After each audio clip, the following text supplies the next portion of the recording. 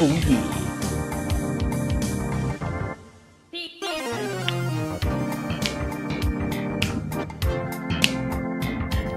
Diz ele sem plano. Não tenho plano. Eu não sei o que é que vou fazer a seguir. Posso jogar aquele jogo. Só sei que pá. Sei, esqueci.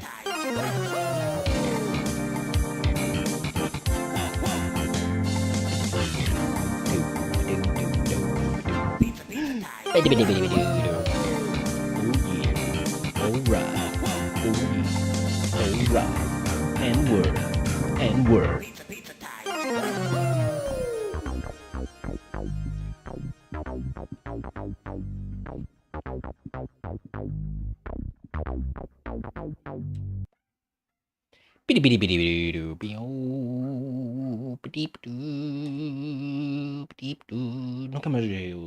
Nunca mais joguei o Sarpu. O que é que eu estava a fazer sequer? Bati na abelha. Depois que é tipo, hey man, gotta keep doing this thing with the abelha.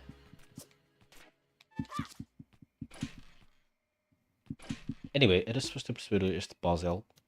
Não sei qual é o puzzle.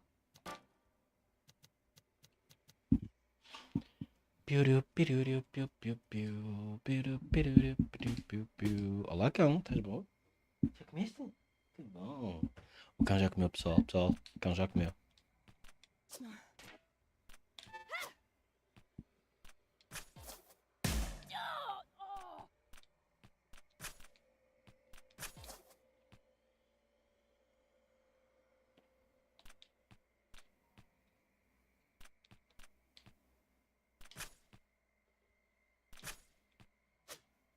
Piripiripiripiru.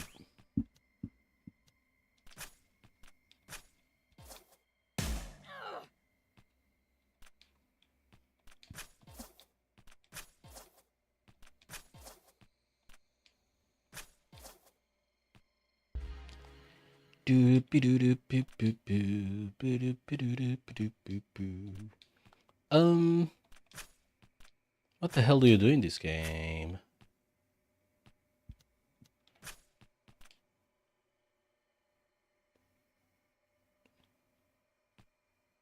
Olha, por exemplo, eu gostava de arranjar um mapa.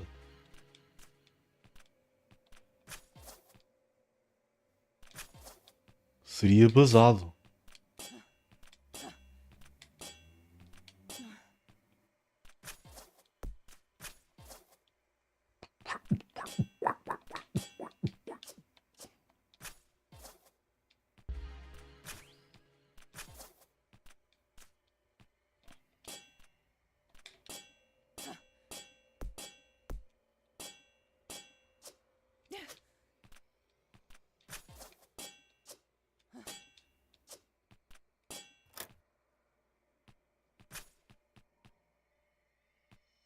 O objetivo provavelmente é levar os coisinhos todos ali.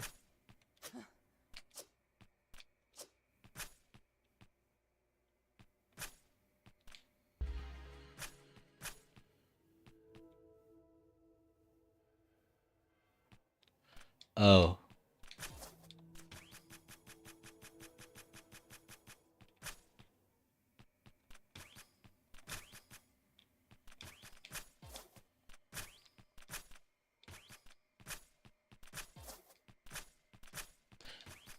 Ai. Havia um vídeo do Charlie Hebdo. Não é Hebdo.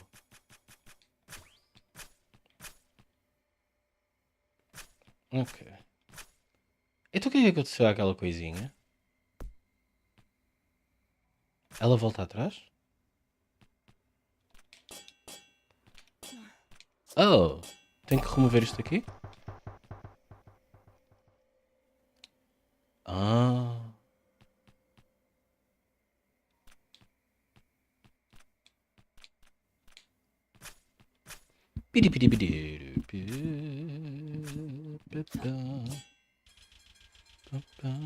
Oh.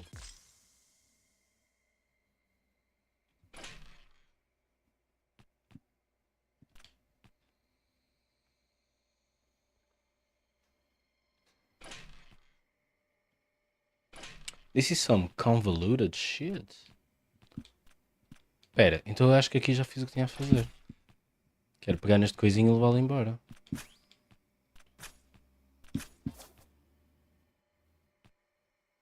Será que funcionou? Será que é assim que funciona mesmo?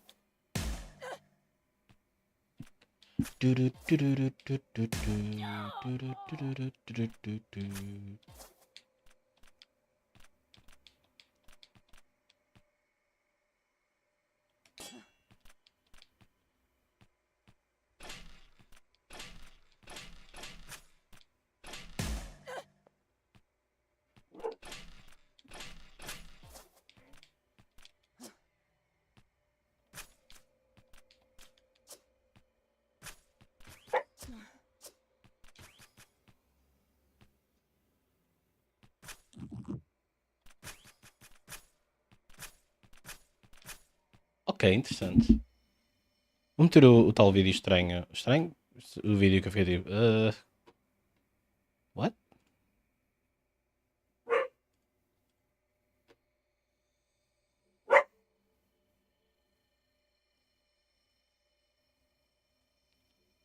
I don't even know what to call this video. There's just been a couple things I've seen over the last week or so that have just actually made me laugh like a hearty belly laugh, like Santa Claus, ho ho ho, just by the absurdity of it.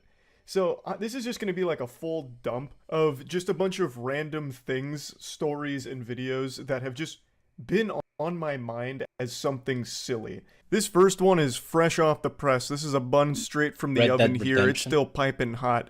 On So the Switch. Take-Two CEO is defending the outrageous idea that a Red Dead Redemption port is worth $50, and he calls it commercially accurate. Commercially accurate, my left foot. You're telling me that that vampire in a sweater, the CEO of Take-Two, was the one out there crunching numbers and collecting data, and he's like, well, actually, pushes up his glasses like Poindexter. This is a commercially accurate price point for the Red Dead Redemption port, and, well, all of you gamers just seem to be way off base with all of this outrage. Can you just please consume without thinking, please? Can you go back to just buying blindly and just give us money? Thank you. Now, for those of you that don't know what this whole situation's about here, I'm going to break it down to its bare bones. I'm going to feed you the apple from the tree of knowledge, so that way you, too, can take part in this common Take-Two L here. Rockstar Games made Red Dead Redemption, and it is an outstanding masterpiece. It's a game I'm sure most of you watching this have played, or at the very least heard of. But it's also 13 years old. It came out in 2010. It's a title that fans have been salivating at the thought of a remaster for. Even though the game still holds up extremely well today, in my opinion, it is a game that could absolutely benefit from a nice coat of paint and a lot more quality of life, attention to detail, and just general improvements. A remaster for Red Dead Redemption would go hard as fuck. So fans were really excited that there was some Red Dead Redemption news around the corner. But man, those hopes and dreams soon turned to nightmares when Rockstar confirmed that it's not a remaster, it's not a remake. What they're doing is they're doing a Red Dead Redemption port to the Nintendo Switch and the PlayStation 4 for $50. 50 doubloons, and you'll get Red Dead Redemption on Nintendo Switch at a crisp 30 FPS, so you can feel like you're back in the goddamn Stone Ages. And you can feel even worse about it because you paid $50 for the experience. Naturally, this was a slap in the face to every human being with a heartbeat reading this, because there's nothing hype about this. No one cares about a Red Dead Redemption port for the fucking Nintendo Switch or PS4. That's meaningless hoopla. Now, you might be wondering, why did the Take-Two CEO opine on this? What does he have to do with anything? Well, they own Rockstar Games. That's super simple. Take-Two owns Rockstar, and Take-Two is no stranger to L's. Common Take-Two L here, per usual. They are a greedy, evil corporation that has done so much shady shit over the years, it is gross. And, of course, if you're a fan of Rockstar Games, you're also no stranger to Take-Two spitting in your mouth. Take-Two is more than happy to dump excrement in the mouth of their fans like it's 2 girls, 1 cup. For Take-Two, it's anything in the name of profits.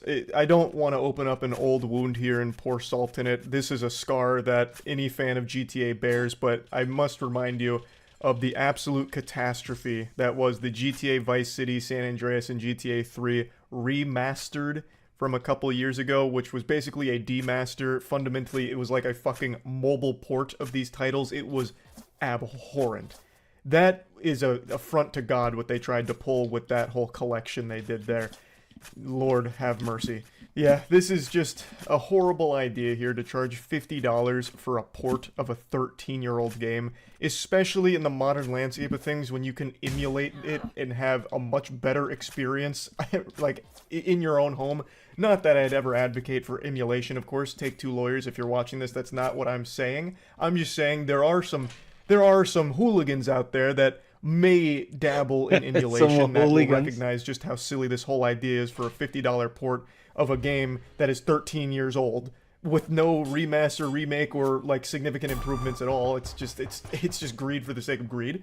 Like, you know, it's just a very misguided idea here. I can't imagine what the actual fucking thought process was here other than just dollar signs in the eyes and hoping for the best. So yeah, just another big L here from Take-Two trying to say that a $50 price tag is commercially accurate for this product.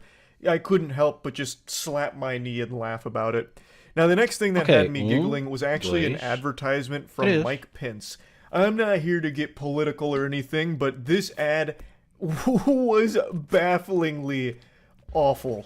Hey everybody, Mike Pence here. Remember $2 a gallon gas? I do. And then Joe Biden became president of the United States and launched his war on energy. Since that time, gasoline prices are up 60%. Electricity going to MikePence2024.com. We can lead the world once again to a more prosperous and a secure future for America. Someone needs to lead Mike back to Doofus Town. Man is an escapee from Stupidville. That is not how pumping your own gas works. Clearly, Mike has never pumped gas in his life. I trimmed down his speech because that's not what's important here. He is literally a child playing pretend right now at this gas pump. He looks like me playing with Hot Wheels toys back in the day, having no understanding of how filling up a vehicle works. He has clearly never done this in his life.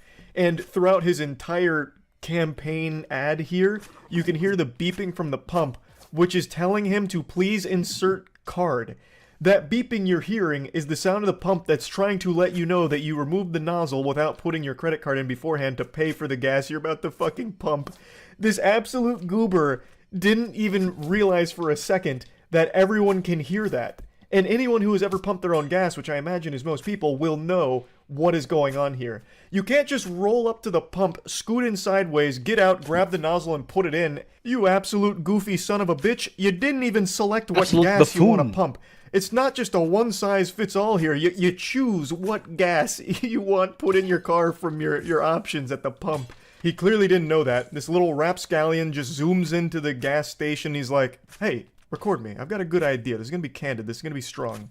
Hey, Mike Pence here, which, by the way, is a wild introduction here. Actual Billy Mays shit. Like, he literally stole that from Billy Mays, but rolled a 1 on the charisma check and delivered it with zero enthusiasm. He just sounded straight up sad. He sounded just downtrodden. He sounded like Matt did when he told me that our package got stolen from his house. But anyway, yeah, he rolls up, he's like, hey, Mike Pence here. My fellow Americans, do you remember when gas was $2 at the pump? Because I don't. I've never seen gas in my life. Why is no gas coming out? I'm starting to panic. I'm pressing the trigger, but nothing's happening. Jeeves, where's my butler to help me do this? Jeeves, come fill up my car. Oh my god. And what's even wilder to me is that the person filming didn't know either. Or he did know and didn't say anything. Which is actually a pretty hilarious joke, by the way, if this was a calculated decision from the guy filming, making Mike Pence make a fool of himself. It's just it's so disconnected from reality. Like, everything is wrong about it. Literally, everything that could go wrong with this ad went wrong. Because I imagine most people know how to fill up their own car at the pump. Although, I have heard that there are some states that actually have gas station attendants that'll fill up your car for you. But even in cases like that, I still imagine the driver understands the protocol behind filling up their own car if they had to do it. I don't think it would go like this. Or at the very least, you would at least hear the beeping and be like, what's gone awry here? But anyway, the next silly thing that I've been thinking about a little bit recently is the cocaine shark epidemic. I guess I'm kind of overselling a little bit. It's not an epidemic. There's just been an instance of sharks consuming cocaine and getting a little wacko mode off of it. There was an Inside Edition story even run on this, and it's a pretty entertaining segment. How about sharks hopped up on cocaine? Experts say What a disaster. Gobbling up bales of drugs which have been dumped Já off percebi o the coast, puzzle. swimming Tinha que into fazer. dumped packages and biting into them. That gave them what the scientists call crazy brain. They behaved erratically. Who named that? What scientist came up with that terminology? Are we sure it was a scientist and not a 4th grader? Crazy brain, huh? She hyped it up like it was going to be a real scientific term. The sharks bit into it, and scientists have claimed that it caused a phenomenon known as crazy brain. I feel bad for the sharks. Yeah, now they're going to become addicted. The first one's always free, that's how they get you. And then the last little story that's been on my mind a little bit recently is the ongoing lawsuit against Taco Bell for misleading consumers, saying that the food you get at Taco Bell isn't exactly how it's portrayed in their promotional material, and they used like the Mexican pizza as an example, and they're getting sued for it because they're saying that there's significantly less like beef and shit in it than the pictures lead the consumers to believe. I actually went over that one on stream. I learned about it in depth. It's a wild case. You see, Taco Bell just sued for false advertisement over the amount of meat. Don't tell me that Taco Bell's been nothing but W's recently. What's this? Oh no. Taco Bell, why? What have you done? Taco Bell is sued for false advertising of Crunchwraps Mexican pizzas. Frank Siragusa was not happy that the Mexican pizza he paid $5.49 for to Taco Bell in New York last September appeared to contain only half as much beef and bean filling as the photo in the chain's advertising, so he sued. Can you do that? Because ain't nothing looking like the actual advertisement photos. If so, we're opening Pandora's box here. Because I'm ready to ride. In a proposed class action filed on Monday in Brooklyn, Siragusa accused Taco Bell of deceiving consumers by falsely advertising its Mexican pizza, veggie Mexican pizza, Crunchwrap Supreme, Grande Crunchwrap, and Vegan Crunchwrap as containing at least double their actual content. Based on what? Your eyeballs? How would you know? How would you be able to, like, actually prove that? Let me see. You know what? I'll start doing some super sleuthing. I'm gonna fight a little battle here for Taco Bell because I've been so fucking pleased with their food recently. Their Mexican pizza is, like, legitimately their worst item, though. So this one, I can take or leave it. I'll be honest. Don't care. Agreed. I've never got a Mexican pizza from Taco Bell that looked like this. It's usually just this messy fucking plate of mush. And there's, like, a little bit of flavor particles in there, really. I don't think it's, like, a crazy amount less. He took pics. Look it up. He took pics. Are they in here? And who's to say he didn't tamper with it? He'd need videos. If I was Taco Bell, the first thing I'm saying is, you took out all the filling, you scoundrel. To consume it for yourself, you glutton. Taco Bell was sued today in a false advertising class action. Consumers allege that Taco Bell misrepresents the amount of beef in the Crunchwrap Supreme by at least double the amount. Did our Crunchwrap Supreme look like that? I don't think it did. Same with this. There's no beef in this one. Let me see. Let me see what ours looked like.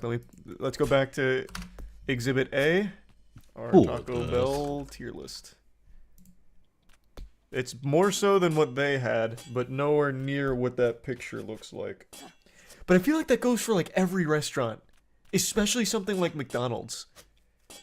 I think McDonald's would even be more egregious than Taco Bell, but maybe Taco Bell's, like, a easier target, perhaps? Okay. But yeah, these are, assuming these are untampered with, these are pristine, PSA tin, fresh out of the wrapper Crunchwraps, then yes, that is a problem. I will agree with Frank Siragusa on that. Taco Bell, a unit of Yum Brands, did not immediately respond. Last year, one of Siragusa's lawyers filed a still pending lawsuit in Brooklyn accusing McDonald's and Wendy's over the actual versus advertised size of their burgers. Over the actual versus advertised size of their burgers. I was wondering what the fuck happened to that sentence. So he's done the same thing before for McDonald's and Wendy's. He's out here chasing ghosts. He's hunting every fast food chain that's guilty of this and has been for years. I'm guessing it never wins. The other lawyer, Anthony Russo, filed a similar case last year in Miami against Burger King over its Whoppers. That lawsuit went to mediation where it reached an impasse. Just close Burger King. Just close it. Just get rid of it. Just fucking close it for the good of the world. For heaven's sake. Taco Bell does not adequately disclose the weight of the beef or filling. Plaintiff did not make any purchases of the product based on any weight disclosed, but solely based on the picture of the product as we believe most consumers do. I don't know what this means.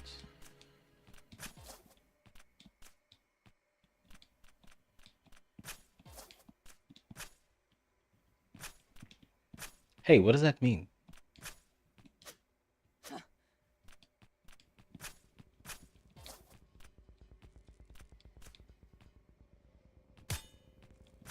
Oh?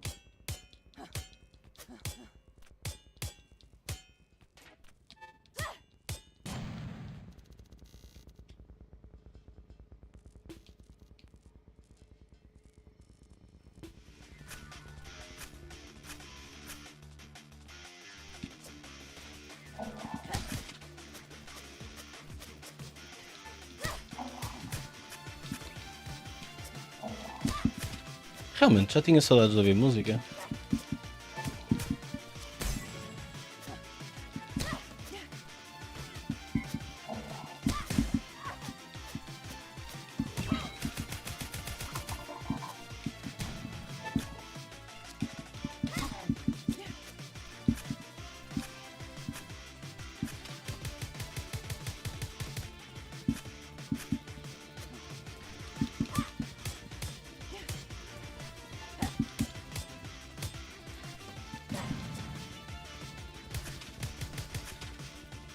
I don't understand anything that's happening.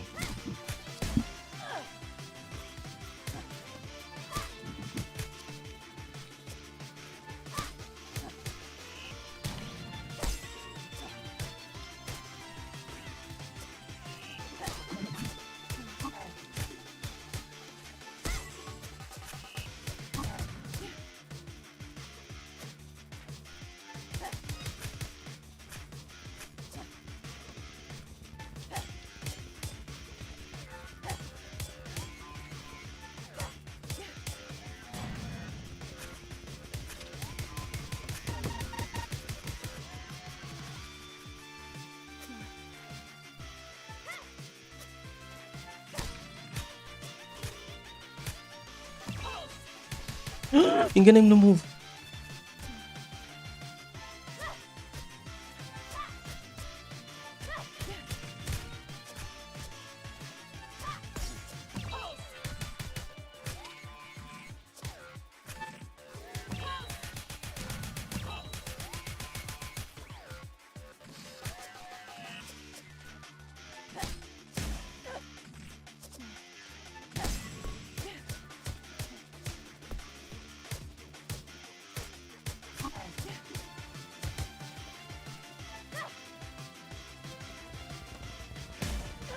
Na, na, na, na, na.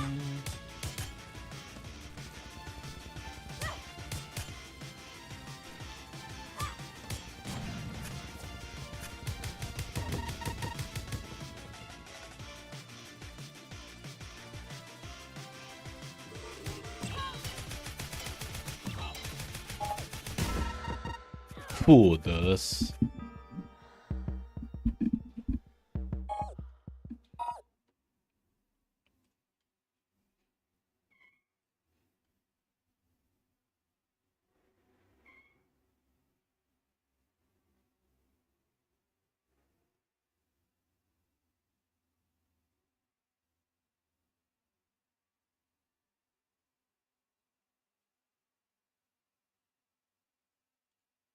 All of you know how much I love fun, bad movies. To date, Moonfall is still the most entertaining film I've ever seen because it is a beautiful disaster of a movie.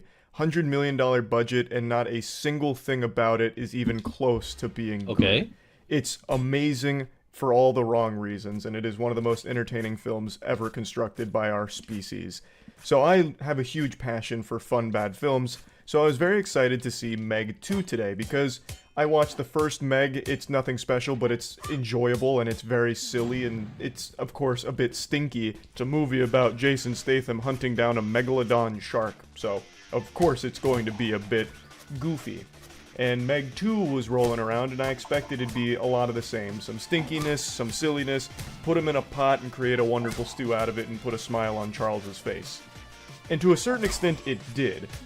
But it's also legitimately one of the stupidest movies I've watched in quite some time, and in a lot of ways, it's dumber than Moonfall. And I don't say that lightly. To say something is stupider than Moonfall is a bold claim that you need empirical evidence to back up. That's a claim that's bordering on insanity to say out loud.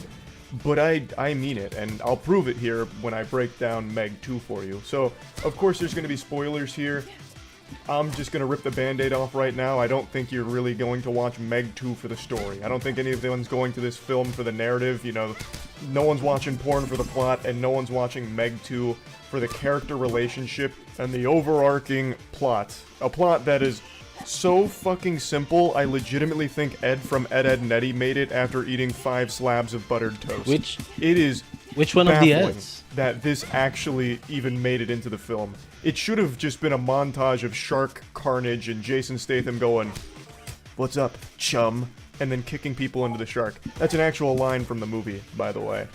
Like, it would have been better if that's the direction they went, but unfortunately, the biggest sin this movie commits is it is boring for about 80% of it. 80% of this movie isn't spent on megalodons or action or characters fighting against megalodons. For some reason, they made the first 80% a fucking soulless, garbage, poorly written, embarrassing, corporate corruption conspiracy mystery movie. And that's using a very generous term for it, because calling this a mystery in the first 80% is an insult to the English language. It's more like a pistory, because it belongs in a toilet. So, the first 80% is dedicated to explaining the world now. There's a very expensive expedition group that's led by Jason Statham, and they do these deep dives into a trench that has these megalodons roaming around, and they're separated from the rest of the ocean thanks to this barrier that they can't cross. There's a very strong jutsu, and the megalodons aren't allowed to either enter or exit. But this team that Jason Statham is a part of is financially backed by tons and tons of doubloons. So many clams. They have so much money. They have a lot of very powerful people financing it. And they also have a megalodon in captivity that they're training and raising like a pet to understand a bit more about megalodons as a whole. Now, the team is about to go on a routine dive. They've done, I think, 26 successful missions or something like that. And this was supposed to be just another standard trip, but things went a bit awry. Now, there's another passenger aboard this ship, this giant, complex, and it's a child that Jason Statham is raising and teaching, and she's a genius. She's a 14-year-old super genius, fucking Jimmy Neutron level intellect, and she sneaks aboard the expedition vehicle with Jason Statham and the team. Which he's very upset about. He's like, this is very not good. I'm very disappointed that you've done this. We're turning this ship around. But then they're like, no, we'll just press memory forward. offensive stance. And so they do. He didn't take a whole lot to convince them. But while they're doing that megalodon they have in captivity breaks out. And do you want to know how it breaks out?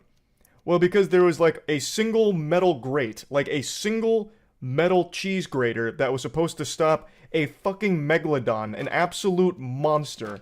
So it just easily breaks through with literally no effort, and we're supposed to be shocked that it did this. I don't understand how, because it was basically just a single piece of construction paper that separated the megalodon from the rest of the world.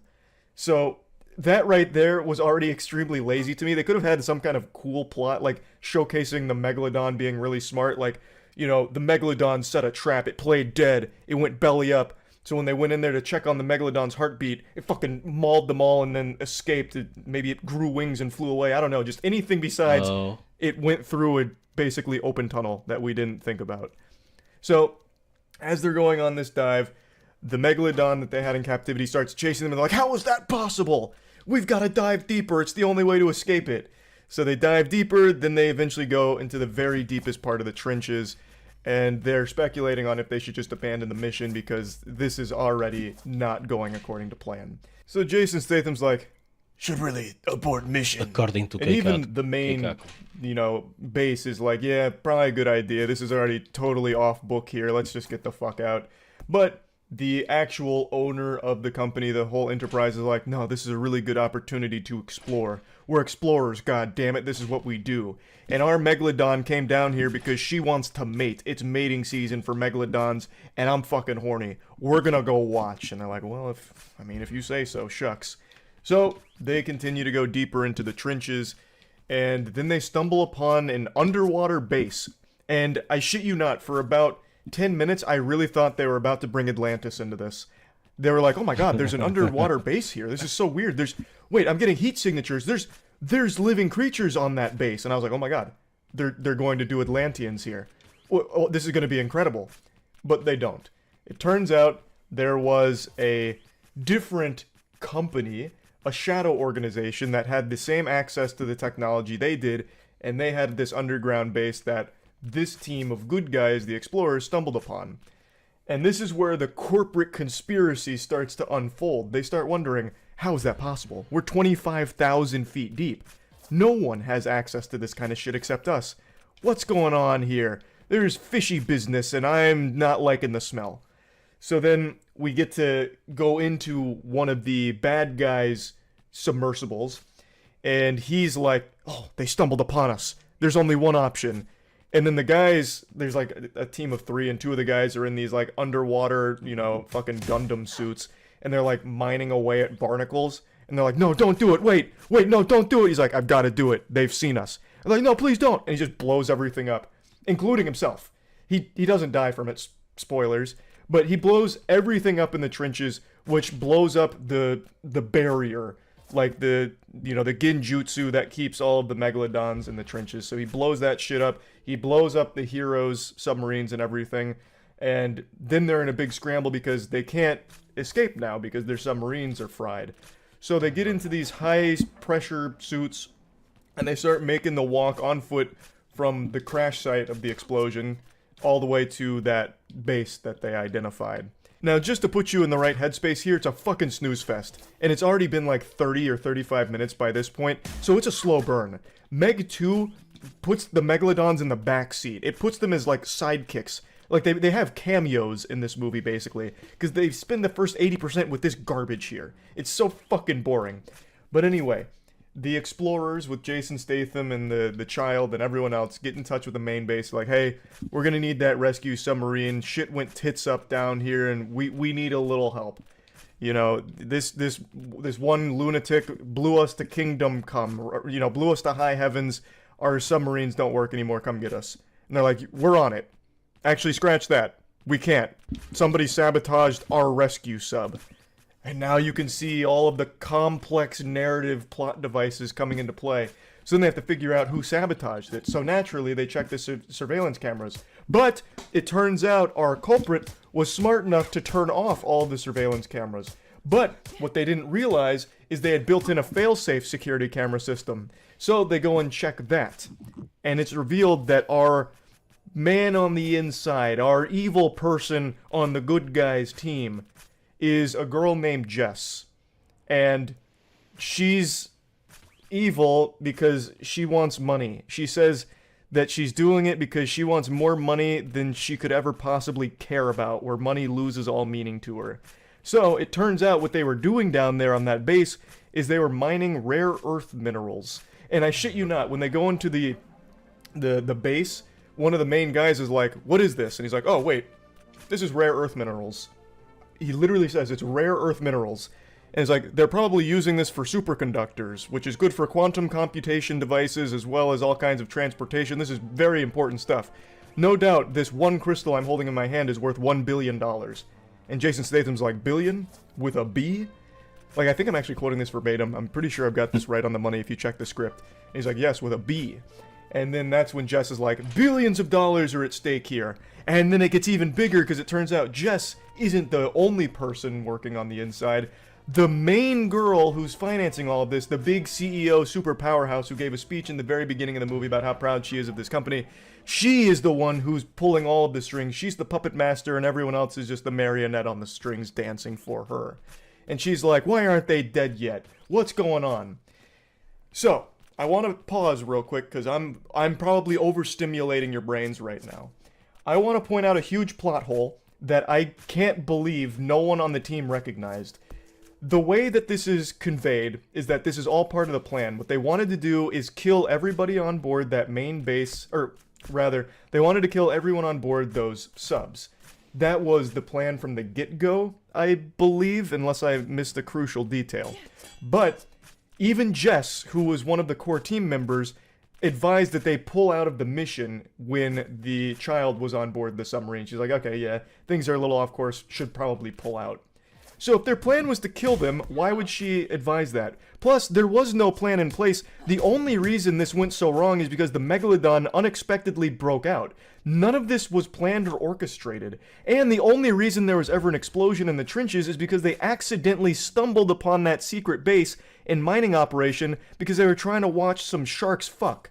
Like, all of it was pure happenstance. None of this was planned, and yet every step of the way, that evil lady CEO's like, why aren't they dead yet? We talked about this. You sabotaged the rescue vehicle, did you not? How could they still be alive? Like, as if it was all part of the plan. Even though there was clearly no fucking plan. The whole plot falls apart, like, if you think about it for more than 3 seconds. And another thing, why the fuck would the owner of the company that has the access to the technology, is actively doing dives and everything, why would they even bother having a separate shady organization that's doing the same thing but then collecting rare earth minerals? Like, they're making billions of dollars off the rare earth minerals, but they could also still be doing that with the explorer team. They could just say, like, hey, we're also going to send a mining team down with you. Like, I don't think anyone would care. This is a completely separate from the rest of the world region where they're just mining rare earth minerals no one else has ever seen or had access to before. The explorer team would actually probably be pretty excited about that because it's more information and more knowledge for them. Like, they get to take in these things and learn about them. So I don't even understand the nefarious need to have, like, an evil group alongside your normal group. You could have just merged them together without any of the evilness. You could have just been like, alright, and now bring me back some fucking barnacles. They're super barnacles. Those are turbocharged magic barnacles. So let's just get a few of those and we can sell them and continue to finance these expeditions. And I don't think anyone would bat an eye. Like, I don't understand what the conflict even was to even have them as a group in this movie in the first place. There's a single throwaway line that I think is what they tried to get across, and it's from Jason Statham. He said that you're doing this for money. So I guess that's what made it inherently bad and needed to be split away from the expedition group, even though all of their expeditions are also for money. Like, they were also a profit-driven organization too. So it was like a really weird dynamic there. And then there was one line from the evil CEO who said, we can destroy the planet from underneath the trench and no one would ever know. We'll destroy all of it and sell it all for billions of dollars, is basically what her monologue said. And it's like, okay, but also, we never had access to that before, so you're right, no one would know, and you're not really destroying the planet. They were literally chipping away some of the, like, crystals on the side of things. It wasn't like deforestation underwater. It was like actually a very small scale operation with only like a handful of crystals. Like, it wasn't that big of a deal, really. So they did a horrible job of showcasing why the bad guys are doing what they're doing in the first place. So now let's get back to the plot. So they're walking from their destroyed submarines and their high pressure Power Ranger suits to go to their base that they found and then take escape pods to get to the surface. And along the way, things get messy. There's like some deep sea creatures with some sharp teeth that start biting them. So our people start shooting back with their spear guns. One guy gets abducted by a giant squid and he dies. You don't see it, it's all off screen. Another girl gets eaten by a shark, a megalodon. You don't see it.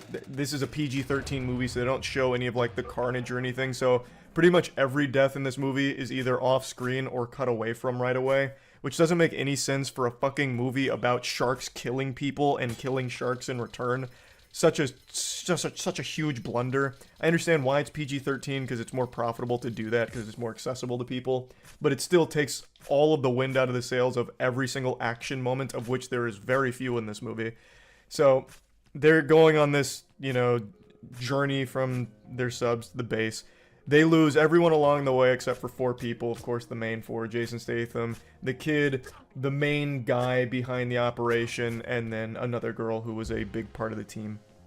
So they make it to the base. Then that guy who blew everyone up cements himself as like the primary antagonist who's going to keep clashing with Jason Statham. So they end up fighting on this base.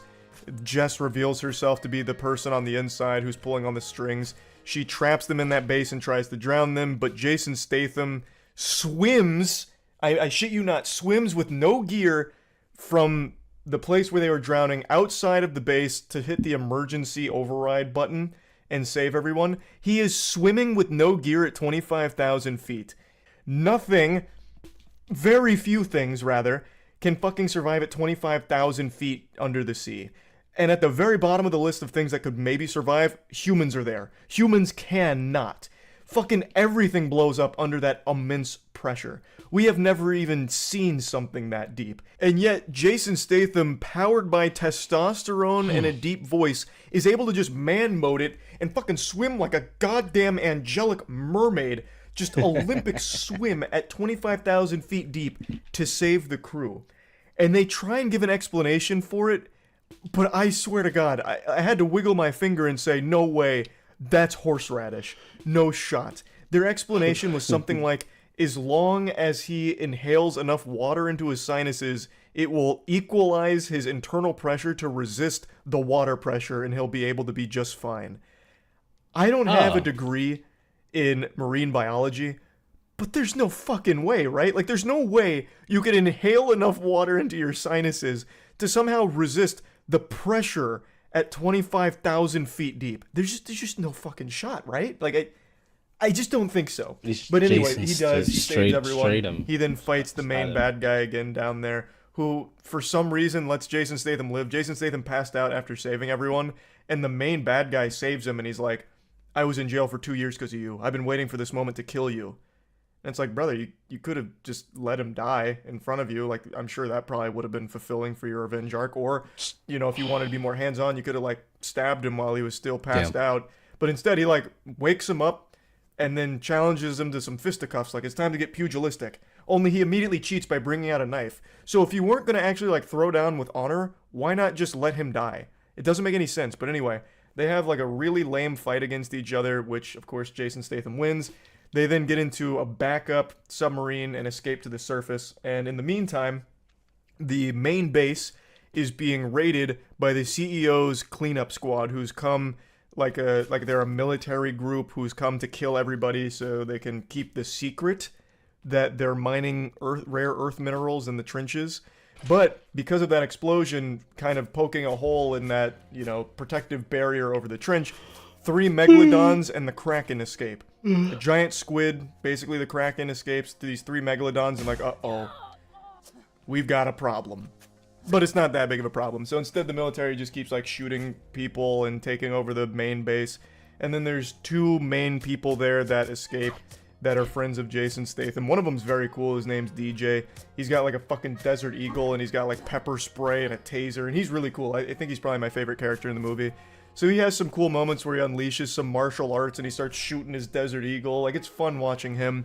And this whole sequence is kind of enjoyable because finally it's snapping out of this tedious corporate conspiracy narrative that they were trying to drive home. Now we're just getting into some fun action. We have some megalodons that are now finally starting to do something like eat people. We have the Kraken who's on the loose now. So finally, you know, like an hour and 10 minutes into the movie, we're getting something entertaining. So anyway, I'm just going to press fast forward real quick here. Basically, all of the good guys escape the the main base. The Marines are still chasing them. And Jess, the woman on the inside, turns out was the lover of the bad guy in the deep sea. So he comes back, he gives her a kiss, and then the main evil CEO calls Jess, and she's like, Jess, we're going to need to give you a promotion. We're going to make you a hero here because the public's going to hear about this. Somehow. I don't know how, but they're like, we need to make you the hero here, Jess, so we're going to write you a story about how you saved everyone and saved the world and saved the planet. And Jess is like, that sounds great. And then she gets eaten by a megalodon who comes through the glass and kills her right in front of her boyfriend. And her boyfriend runs away. He's like, oh no, no, no. So that's how they get Jess out of there. She was a very important person in everything going wrong, and she probably only had like 4 scenes in total in the entire movie for maybe like 3 minutes of screen time. They killed her off in a really quick, comical way. That was self-aware, though. I'm very certain that was an on-purpose gag to kill her like that. So I don't have a problem with that. But anyway, now we're getting off the main base. We're towards the end of the movie. So the good guys are in a little boat, and they're going towards something called Fun Island. Didn't put any real effort into this, clearly. This movie really feels like it's the first product of the writer's strike. Like, this had to have just been written by people on their off time during lunch that weren't on strike. Like, there's no way an actual team of writers wrote this one. I really don't think so. Or if they did, they intentionally made it as unappealing to everybody as possible, because up until this point, it is a snooze fest, and they fucking called this place Fun Island. Didn't even bother to give it a name. So they're approaching Fun Island, like, everyone get out of the water! There's fucking megalodons coming, and it's a giant squid! And they're like, oh, it's a load of hooey. You're stupid. We're vacationing. We're having fun. We're not getting out of the water. And then all of the bad guys arrive to Fun Island as well, Well. because they all deduced that it was going to Fun Island, so they go to Fun Island. And for some reason, the fucking evil CEO flies in on a helicopter to the island as well. The central point of the conflict, with all of the fucking prehistoric killing machines and all of the gunfights against the good and bad guys. For some reason, the evil CEO, who is totally safe and comfortable at her penthouse suite, flies here and just sits in the helicopter. She just wanted to be boots on the ground, like shit. feel like she was part of the team, you know, part of the crew, part of the ship You got type the shit. post-flight. So she flies there in a fucking helicopter just to sit there, and why? Light? Why? Why? Like, it doesn't even make sense in the context of the narrative. She has no reason to be there, but she goes out of her way to be there. And she's there like this, too. She basically fucking teleports there. Like, I don't know how she got there so quick. But she's there, and then she immediately dies. Because also escaping from the trench wasn't just Megalodons and the Kraken. It was like not turtle monsters, lizard monsters. So they're these like four-legged little lizards with big teeth that crawl around. And they bite and kill her. They drag her away. So she does nothing. She flies to the island just to sit in the helicopter and die. But not before she has like 5 other horrible scenes where she's in the helicopter and she hears a noise. And she says to the pilot, she's like, Bro, Jenkins, I go can check fly on now. that. And it's like, lady, open your eyes. So like he turns off the helicopter and he goes out there and he dies eventually. But it zooms out from the helicopter and there is a dead body right next to the helicopter, right next to the evil CEO, that somehow she didn't see. Like she didn't know, and she's like, Jenkins, I don't know what that was. Go check on it. And it's like, if she just looked to her left, she would have seen a dead body. And how the fuck did someone die there without her knowing about it? Wait, who was it? Sam Fisher on a stealth mission killed this guy? Like, it makes no sense. It doesn't make sense. It really doesn't. And it's not just that body either. There was another body as well right next to the helicopter. So multiple people died around her, and she didn't know? Was she asleep? Is she lobotomized? Like, what the fuck? And then eventually she gets ambushed. Ambushed is the wrong word, because the thing literally just slowly crawls up to her, jumps in the helicopter, and drags her away. And we never see her again, so she's presumed dead. So she had nothing to contribute to this fucking movie at all. The entire corporate conspiracy plotline has no real conclusion to it. It's all such trash. It's such trash. I'm kind of jumping all over the place now because the movie itself jumps all over the place. It becomes like an actual fever dream. So trying to remember anything from this film is a Herculean task. So the good guys are on the beach. They see the Megalodons coming, and the Megalodon starts eating people, starts killing people. The giant squid brings down an entire ship and starts, strangling people and killing them, drowning them, eating them. And I shit you not, 2 of the good guys go off on their own side quest, like into the jungle, because there's like a jungle on the beach there. So they go off into the jungle, and Jason Statham and another good guy and the child are still on the beach coming up with a plan. And for some fucking reason, Jason Statham tells the child to go to the lifeguard tower, which overlooks the water. You know, the place with the 3 Megalodons and the giant squid that we're trying to escape from? He tells her to basically go into the fucking water. I'm surprised he didn't tell her to get on the surfboard and, like, start shredding some waves to have a little fun to take her mind off the stress. Like, what is that plan? Like, just tell her to go into the jungle.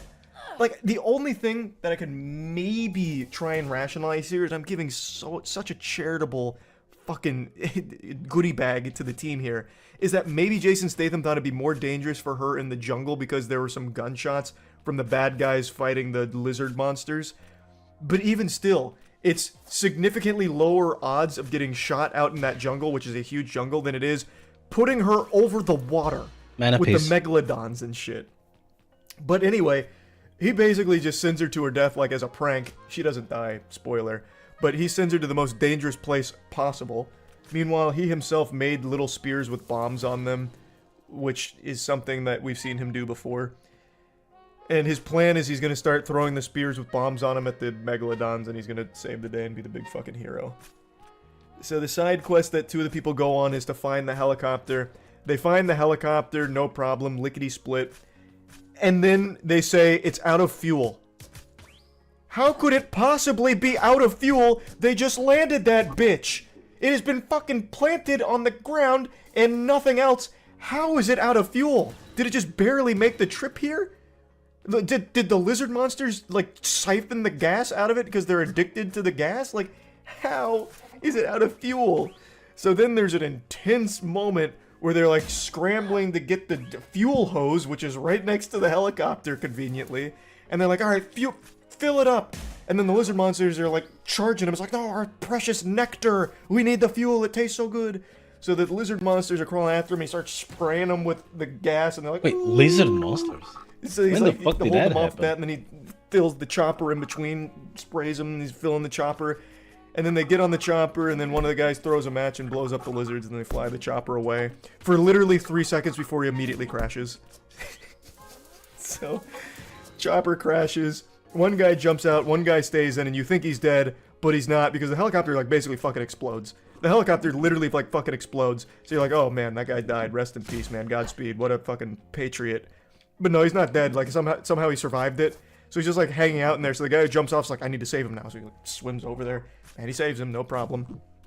But anyway, let's just get... I'll just finish up. I've been going on for so fucking long here. This is like an actual moonfall incident here, trying to explain this absolutely disgusting, degenerate plot. So Jason Statham is throwing spears at the sharks, and this is when the movie is finally good. Watching the sharks actually kill people, well, as much as they show, which isn't much of anything, is enjoyable. It's fun. You know, shove popcorn in your face, turn your brain off, and just enjoy the silliness of it. It's fun. Jason Statham fighting the megalodons is fucking great. Him throwing these homemade spears with bombs on them is really cool. Yo, I found blows all the of them. brains off of one of them after riding a gnarly ass wave. So a megalodon jumps up, it misses him, slams down, creates a huge splash, which creates a huge wave, which Jason Statham, fucking Tony Hawk, ramps off of, throws a spear down beneath him, blows the brain off of one of the megalodons, bang, checkmate. Love me some T-Hawk. Then Jason Statham crashes his jet ski. Oh, I forgot to mention he's on a jet ski, by the way. Actually, that's a very important part. I don't know what you were picturing without me saying jet ski, but yeah, he's on a jet ski. He's not, like, running on the water, you know. He's on a vehicle. But he crashes, and then he's on the dock, and then the bad guy is there as well. And the bad guy's got a light machine gun, and he's, like, shooting at him, and Jason Statham gets the edge, he stabs him in the leg, he takes his gun, and this is where we get our really cool one-liner moment. The bad guy's like, you've got your gun, you gonna shoot me? And he's like, don't need it. So Jason Statham drops the gun, which is so fucking dumb, by the way, because these are just sharks. You can shoot them, and it will hurt them. That gun would be invaluable as a resource to have. Having that gun would be so fucking helpful to protecting that child you care so much about, and everyone else on the beach that you seem to care a lot about. For some reason, it's like, yep, don't need it. I also forgot to mention that the child who went to the lifeguard tower for some reason decides that she wanted to try and save one person in particular, so she gets on a surfboard and swims out to her because she was drowning, and then she, like, leads her to the shore. So that was, like, a tense moment because, like, oh, is the megalodon gonna kill the kid? No, didn't happen, but just wanted to point that out. So he drops the gun, the bad guy's like, I knew you were too soft to shoot me, and it turns out this sneaky bad guy had another gun in his belt pocket or holster. So he rips it out, and as he's going for it, Jason Statham kicks him into the mouth of a megalodon who's going by, who eats him. And Jason Statham's one-liner is, see you later, chum. So that was awesome. Yeah, and then I'll just go ahead and wrap up the synopsis here. Jason Statham starts banging a helicopter blade against the surface of the water to get the attention of the megalodon, to get him away from his friends. The megalodon charges him, the megalodon jumps up, about to eat Jason Statham, but Jason Statham drops back, points the helicopter blade straight up, and impales the megalodon, killing it. Now, astute observers will have, well, not observers, astute listeners will have heard me mention that there were 3 megalodons and a giant squid. So what happened to the other megalodon, the giant squid? Well, that third megalodon ate the giant squid, mauled it, because it wanted to. So that's how the giant squid dies. And then the third megalodon is actually the one that escaped from captivity that they were trying to train. So the main trainer had his, like, clicking tool, and he gave it clicks to try and let the megalodon know, hey, it's me, we're buddies, we're pals. And the megalodon's like, ooh, geez, pardon me, you're right. I didn't recognize you, you know, out here in the water like this. I'll be on my way now. So after a couple clicks, the megalodon just swims past them and then leaves. That's where the movie ends. So, yeah, that was Meg 2. It was a fun bad movie at the end, but everything before it was insufferably boring bad.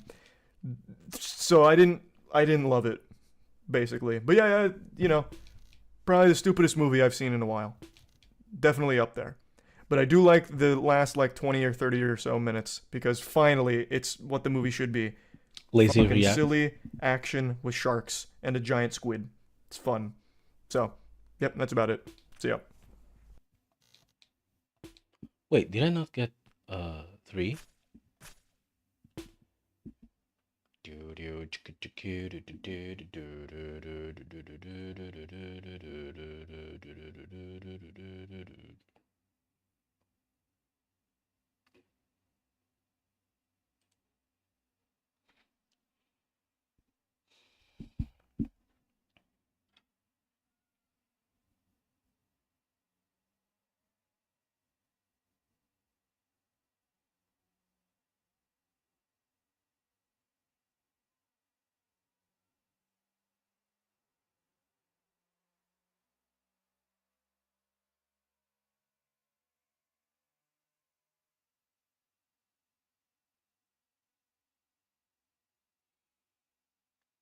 Desculpem lá, pessoal. Estou a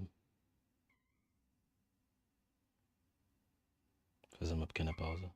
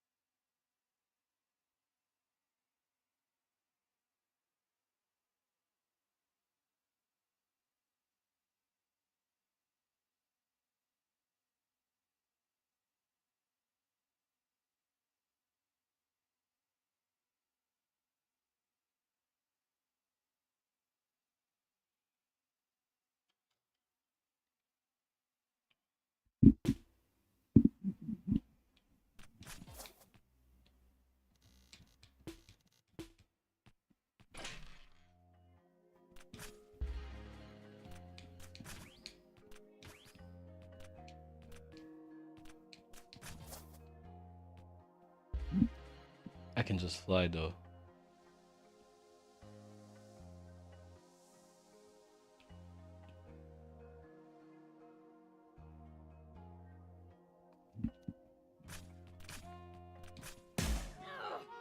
Damn.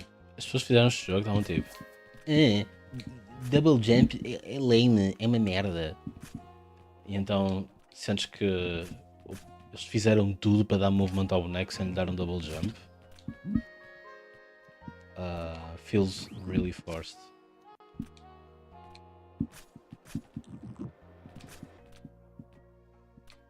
Acho que a design philosophy é mesmo essa, é não fazer um double jump.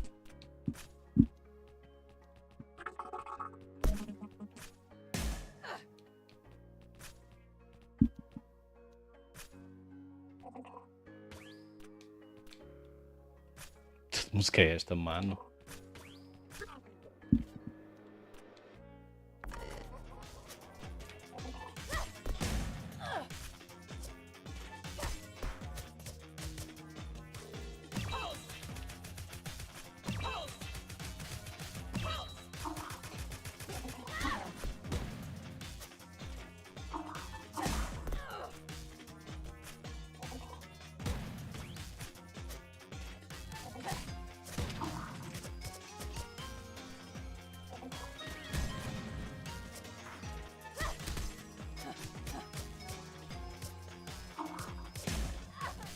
Pois agora o meu boneco tem um bocadinho de damage.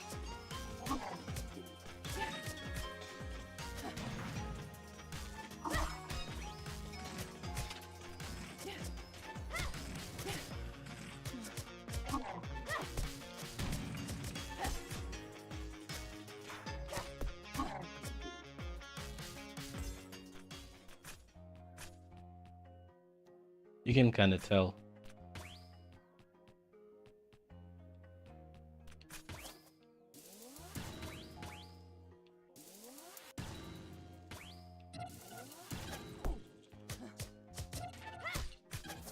Meu Miguel é pão! Como é que é? Vais-me oferecer aquele Hollow Knight?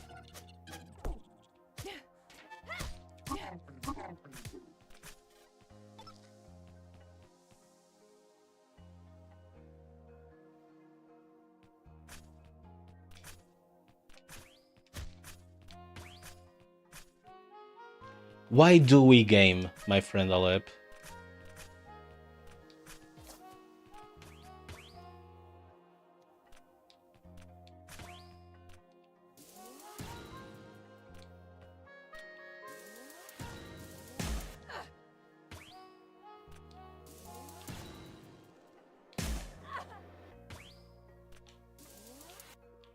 Oh!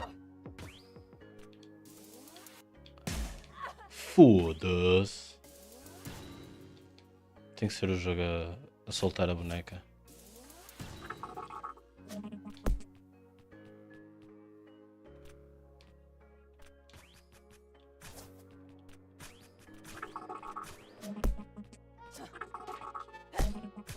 Olha aí!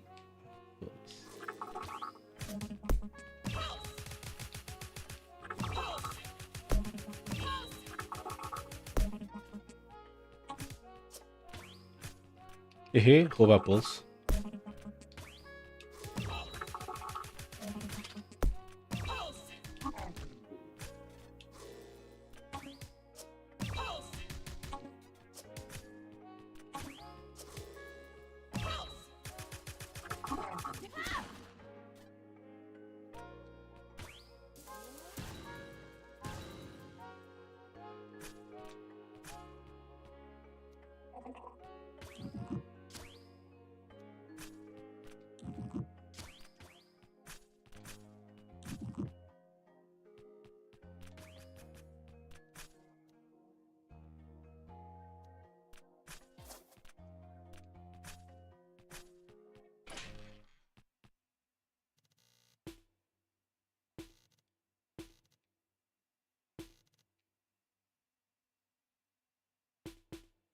What an asshole!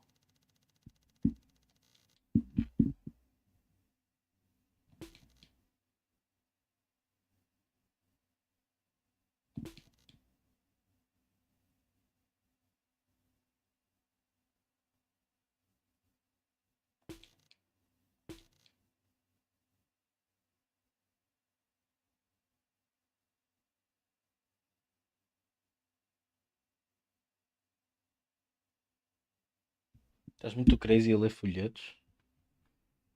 Do Lidl? Tenho que ir lá comprar aquelas bolachas. Alguém meteu. Alguém meteu um post. Há um Twitter de um Tuga que faz review a produtos aleatórios do supermercado. E tinham feito aquelas manzanas, manzoeiros, whatever. Aquelas bolachas de chocolate com um buraco do Lidl. E realmente são altamente. Já não compro para aí há muitos meses. Mazórias, esqueci-me do nome.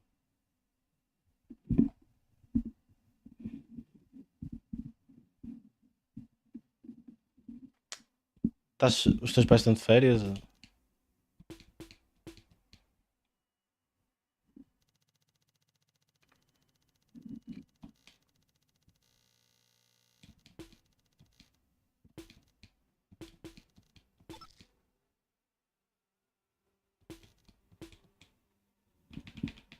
Imagina, tipo, um videojogo e depois eles têm a audácia de meter um texto. Mais do que uma frase. Que esta merda?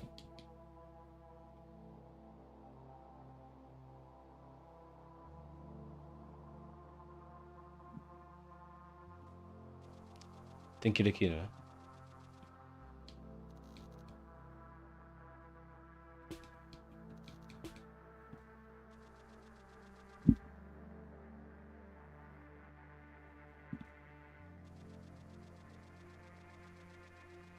Aí tu foste ao Algarve com eles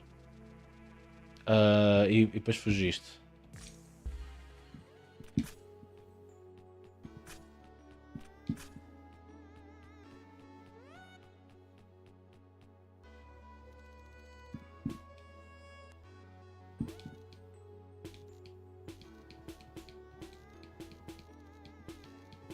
O Algarve estava bom? Nem disseste, mano.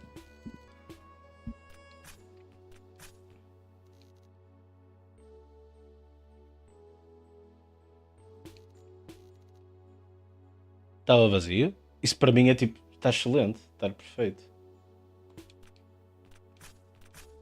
Quem me dera ir para o Algarve e não estar lá ninguém. Foda-se. Que sonho.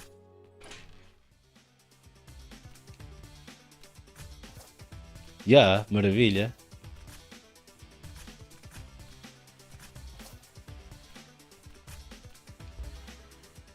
Bem, isto parece o último mundo, ou some shit, o penúltimo.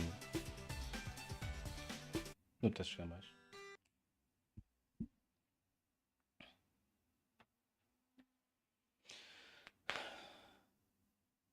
Ainda não percebi se estou a gostar deste jogo ou não. É com cada uma. Eu tenho que começar a ter a certeza do que estou a fazer. Yeah. Estou kind of a gostar. I don't know. I don't know. GTA's handheld spin-offs. The Golden Bolt. Man, este gajo é muito cool. This video is brought to you É um gajo fixe para ver in convosco. part by Dave.com. More on them in a bit. E o Toby ia gostar If I dele. had to ask you what the highest rated handheld game of all time is on any handheld console, what would you say? You might look at the topic of this video and think this is an easy Pokemon. one, but the answer is Tony Hawk's Pro Skater 2 on the Game Boy Advance. Don't ever assume. Second place, though, well, it's a game called Flipnote Studio if we remove remasters of console games, but at least Grand Theft I'll Auto is join. tied with it, as both Flipnote and GTA are the top-rated Nintendo DS games of all time. You may not even remember that a GTA game ever came out on Nintendo, but the truth is that 4 of them Então, did, including Chinatown? Ai não, isso é o da PSP. 2 ambitious ports of Grand Theft Autos 1 and 2 on the Game Boy Color, a GTA 3 prequel for the GBA, and Grand Theft Auto Chinatown Wars, 2009's handheld game of the year, and I'm going to guess the only DS game that lets you deal drugs. Oh, sorry. Pera, não, Chinatown é da DS. E quais eram os da... É o Liberty City Stories e assim? Os da PSP?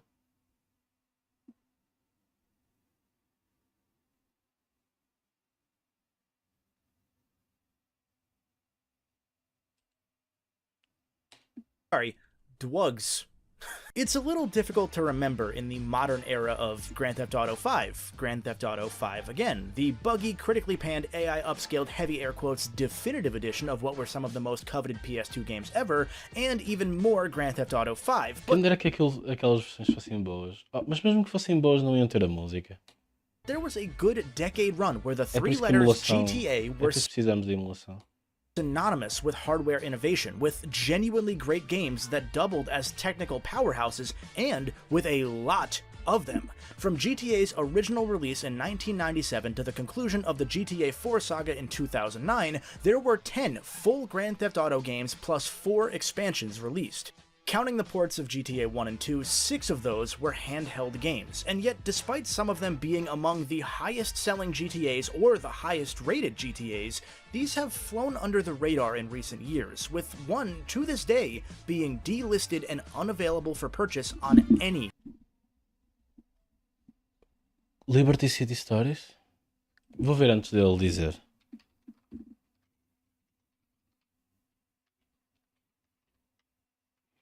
Mas tinha na PS2.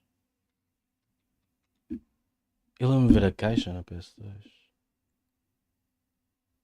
E depois o outro também está aqui PSP. Eu acho que eles foram re-release na PS2 depois.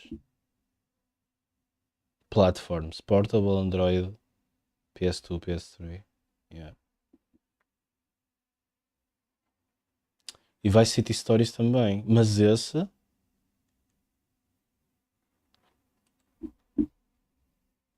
um bocado diferente, não é?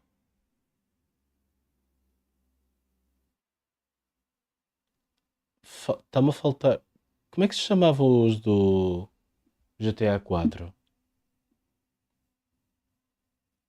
The Ballad of Gay Something? Ei, estou a tentar lembrar-me. Ballad of Gay Tony? Isto é uma expansão do 4, não é? Jogo que eu não... que eu caguei. Mas isto é só... Não gostei das físicas de conduzir. No entanto, isto nunca foi portable. Ok, vou continuar a ver o que é que ele está a dizer. storefront. With the two ambitious PlayStation Portable prequels, Liberty City Stories and Vice City Stories, how was Rockstar's handheld Crazy. team able to faithfully recreate those huge cities on a much more limited system? How did they translate what were undoubtedly It wasn't console powerhouses much. into the palm of your hand without compromising too much? How did they attempt to make a rated M Game Boy Advance Eu acho que o maior problema na PSP foi a falta da segunda analog stick. Mais isso do que o resto. prequel to Grand Theft Auto 3, 3 years Vou after descobrir. 3's release, at the end of that handheld's life, and try to have it hold its own while releasing on the very same day as San Andreas? How did Chinatown Wars end up being the highest rated multi-platform handheld game ever, and why is it commonly referred to as the most complex DS game ever made? These questions don't even begin scratching the surface of these nowadays overlooked titles in one of the biggest game franchises of all time. So, let's dig into them today. These are the stories of the portable Grand Theft Auto games. Get it? Sorry. Get it? Did you get it? Did you guys fucking get it? Por que isto é uma hora? Foda-se. Now, normally I would tend to go through the history of these games in chronological release order, but I'm gonna save the Game Boy games for the end so that all of the top-down styled games can be nice and cozy together. So first, we're gonna start with the GTA style you're more familiar with, and that brings us to the PlayStation Portable. First up is 2005's Grand Theft Auto Liberty City Stories, which, like most of the best PSP games, ended up also releasing on PlayStation 2 a year later, with some marginal differences to things like the game's multiplayer mode and textures, etc. I'm, of course, playing the portable version, So cool. albeit with some visual smoothing and some upscaling to make it a bit easier to both watch and to play. LCS takes place in 1998 in the very Mano, tenho que concordar, mano. Estou a morrer, mano. same Liberty City feature. Podia ao menos ligar o coisa? Eu tenho uma ventoinha a apontar para mim. Desligada. É por isso que eu tenho que viver sozinho. Há qualquer coisa aqui que não bate bem. Tu bates mal, mano. Tu bates mal. Featured in Grand Theft Auto 3, only 3 years earlier in the timeline, and with a bunch of really cool changes. Já não jogo- Also, já I não guess jogo um maybe Grand spoiler Theft warning for Auto. GTA 3 and Vice Já não jogo um grande Theft Auto há 1000 anos, mano. Onde é que anda o meu GTA V? Já não devo jogar para aí há 4 anos.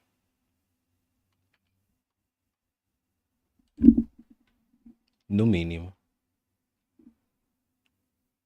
No mínimo. Eu disse no mínimo. São 5 anos.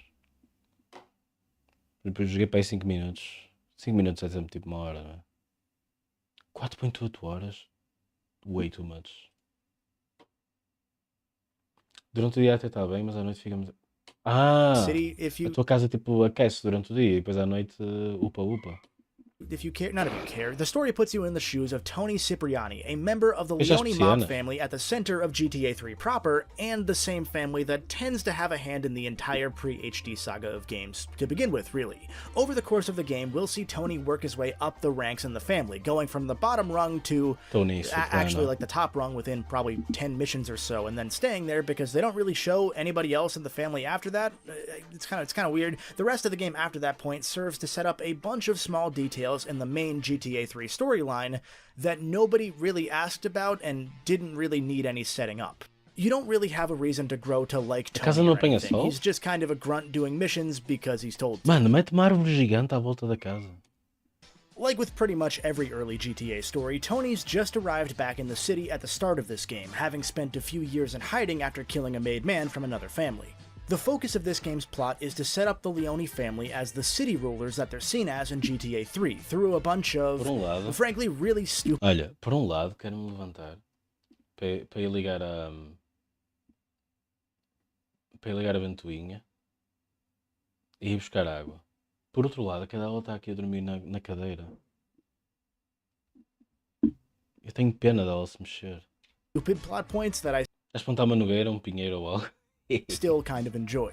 Like, the game quickly jumps from Tony showing up to almost immediately being set up and betrayed by one of the family's capos, a character who is completely forgotten about afterwards until he tries to kill you again in a Texas Chainsaw Massacre mission on a random cargo boat. Freeze!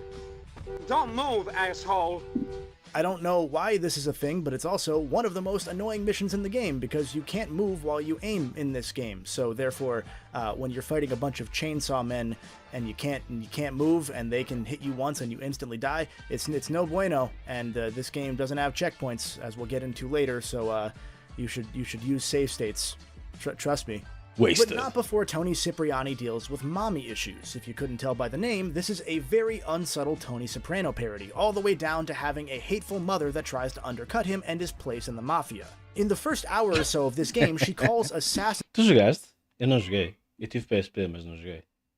on you because you're not cut out to be a mobster like your Mano, eu mandei vir a bateria. Ah, mas eu não vou jogar na mesma. Eu arrependi-me de mandar vir. Quer dizer, arrependo e não arrependo. Arrependo porque não vou jogar. E não arrependo porque assim arranja a consola e fica direitinha. father, apparently, and then you're just dealing with the occasional hitman chasing you down for the first half or so of the game until Tony becomes a made man and mom calls off the hit. I just heard you've been made. I never doubted you for a second, son. With how heavily the early GTAs take from every mob story in the books, this shouldn't be a surprise, of course, and if you know GTA 3, you know that both of the Ciprianis are also lightly featured in that game as well. Now, when I say first half of the game, I should go back and note that this is the third longest Grand Theft Auto story. It's got one more mission than GTA 5, and it's only behind 4 and San Andreas in terms of total mission count. Depending on how you want to count the game's side missions, which include some races, time challenges that task you with wreaking havoc on the city, or dishing out biker justice by killing criminals, that kind of stuff, this game is only really behind San Andreas, which is insane because remember, this is a PlayStation Portable game, one that released only about half a year after the system's North American launch. Not only that, it's a game that was released 364 days, just under a year after San Andreas. How could they manage that outside of constant back-breaking crunch? Well, there was probably a good amount of that too, but actually this was the first 3D GTA title developed outside of the main team at Rockstar North. While that team was focusing on developing San Andreas from late 2002 through 2004, its sister studio, Rockstar Leeds, took the reins on this handheld spin-off and essentially had to rework a ton of what made Grand Theft Auto tick from the ground up, while starting with Vice City's não sei se percebo bem a pergunta. Sistema operativo?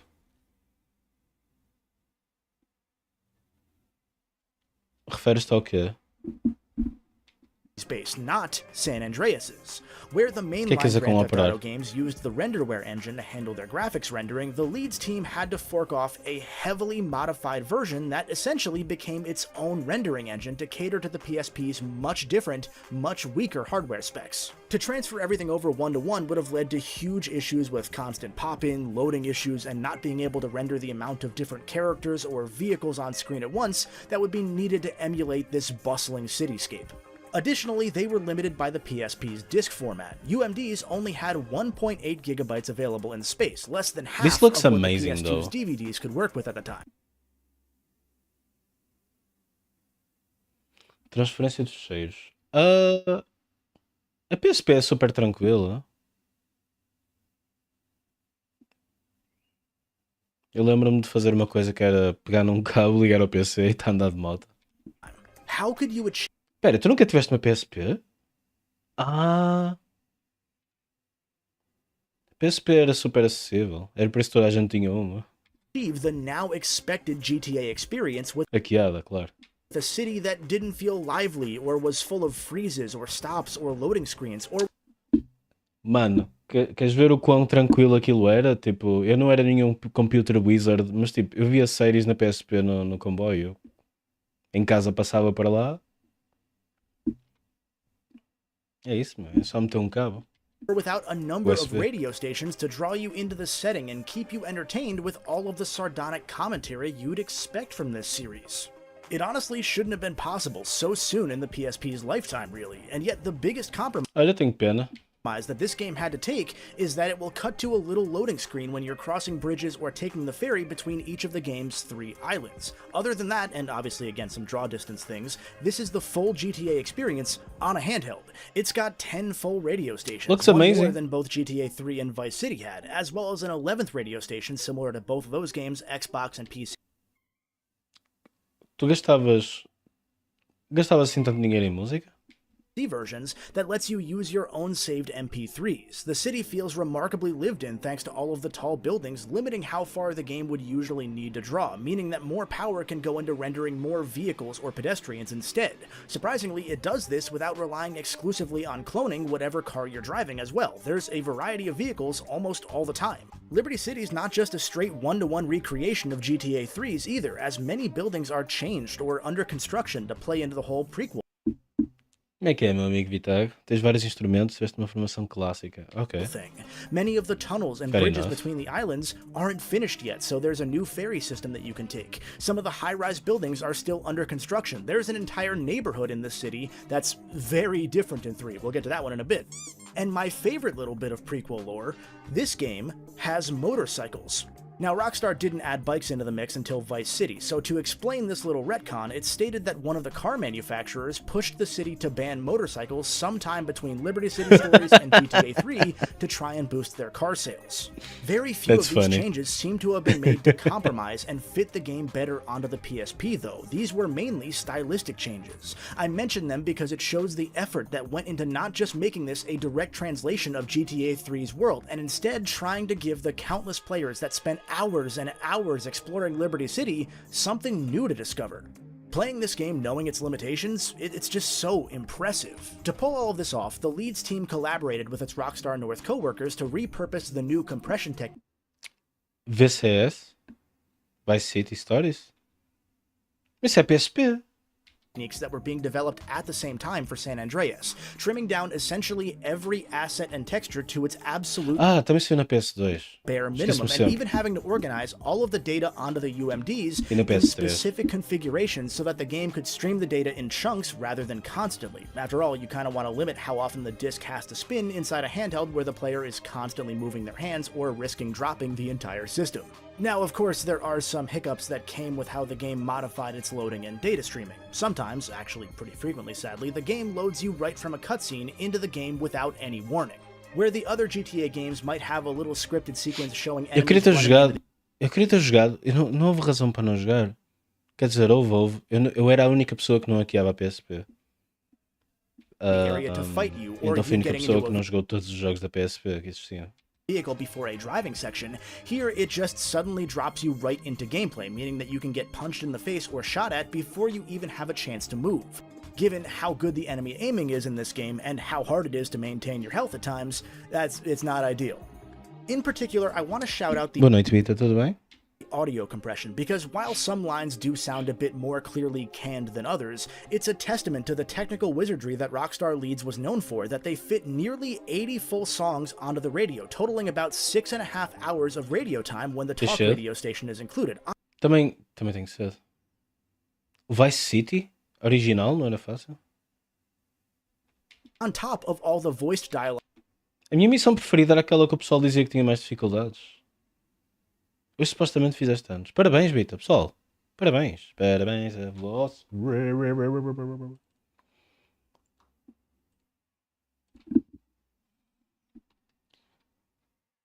é que se chamava aquilo?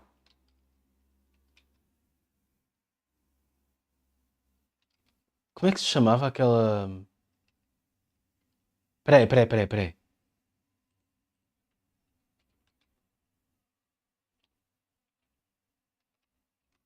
Era assim, não era?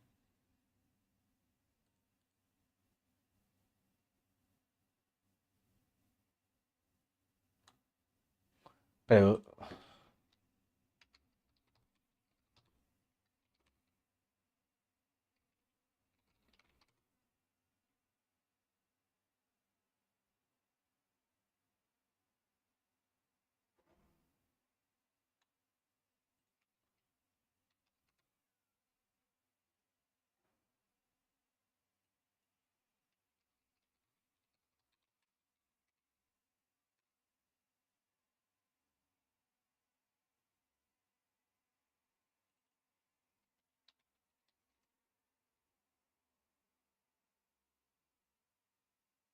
acho que é isto, acho que encontrei.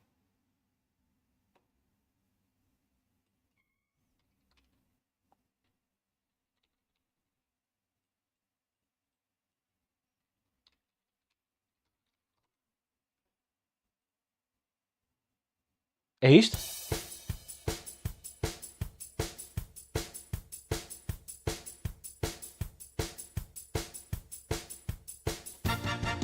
Hoje é o teu dia mais feliz.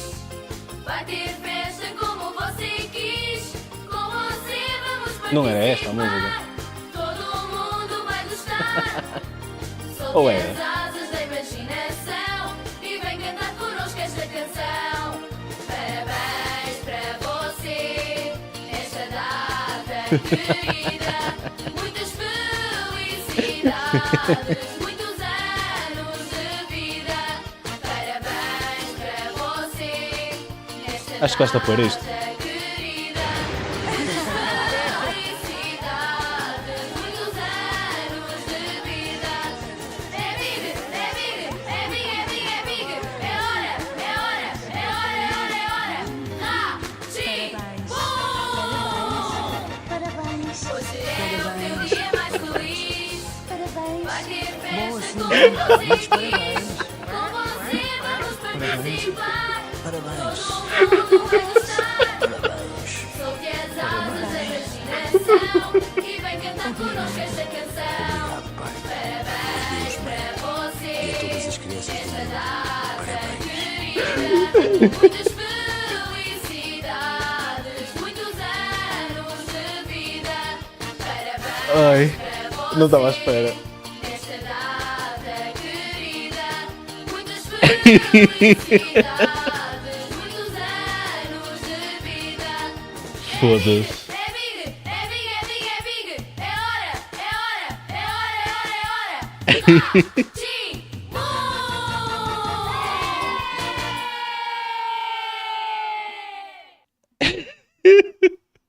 Preciso de recuperar.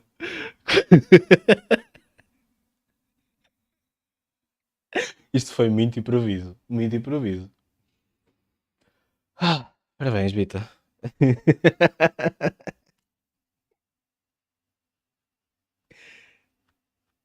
Oh man. What the fuck was this? Ah.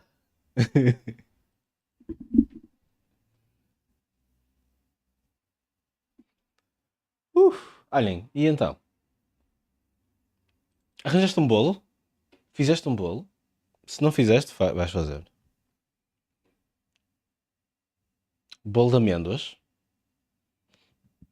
Comeste gelado? Ok, qual deles? Pois está, é verdade. Eu tenho gelado e não como. Que tipo de bolo estás a comer? Hum.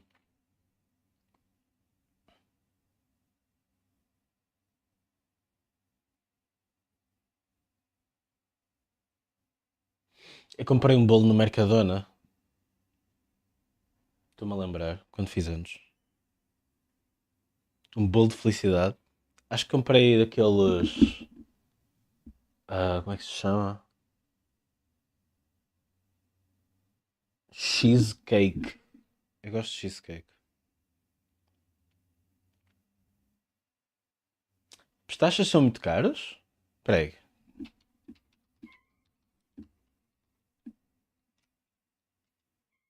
Vou comparar. quero comparar isto àqueles que eu considero mais caros. Dos que eu gosto, claro. Como é que se chama? Pois é, este, por exemplo. Olha, custou mesmo.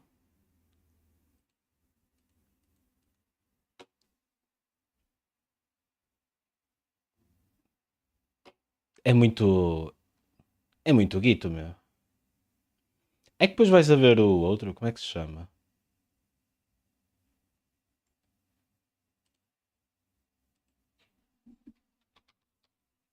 É amendoim? Olha para isto. 13 € versus 14, 15 €, vá.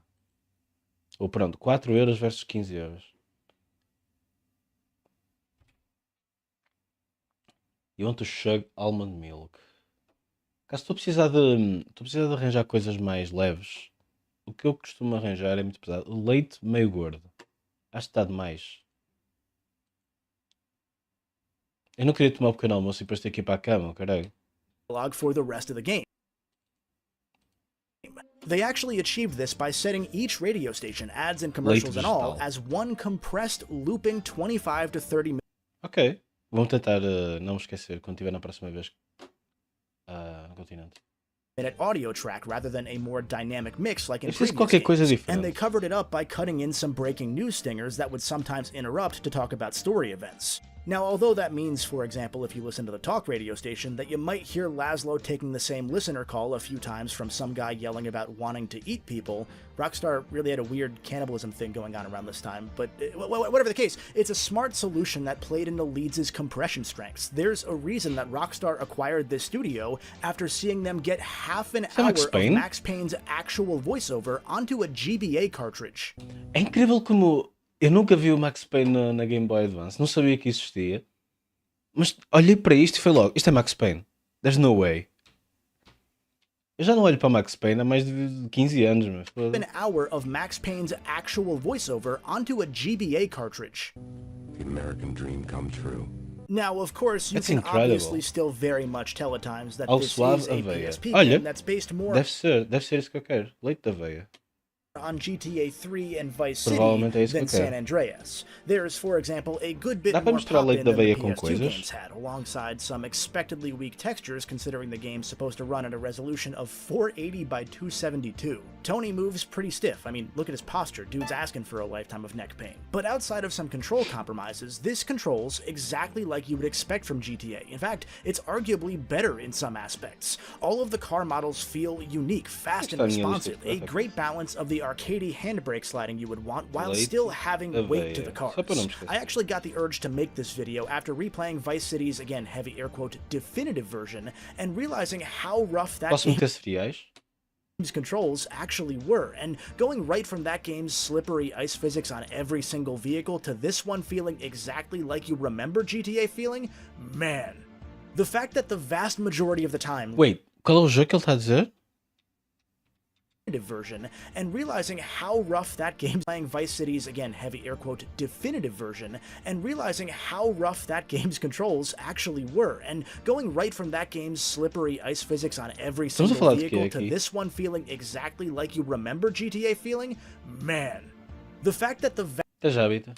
vast majority of the time, Liberty City Stories is going to fool you into thinking this could be and is a home console experience Faz is bem, wild. pensa I tudo. particularly love the fact that when you enter a safe house, you can still see and hear people walking, police sirens, cars, all that stuff outside, That's rather crazy. than boxing up the windows like they easily could have. It's that attention to detail that you don't even see on the console games. And the game's got a ton of new added features too. It didn't skimp out on innovation. Aside from the 6-player multiplayer, some of the new side missions include a trash collecting one in the vein of the taxi minigame, a car dealership mission where you have to drive customers around in specific ways to sell them on those cars. Some may want to feel how the car handles off-road, while others want you to actively run over pedestrians. A GTA What the game, fuck? this very clearly is. It had been a long time since I really felt GTA hit this level of variety, and I didn't even do many of the side missions during my playtime. Even in the main missions, there's a ton of it, stretching from lengthy gang wars to defending your gang's illegal casino from truck bombers, to arming a car of your own and bombing them back, to walking into a church confessional Dude, this is fucking cool. booth and having the priest dare you to murder a bunch of federal witnesses for some reason. You know why they call me Die Hard.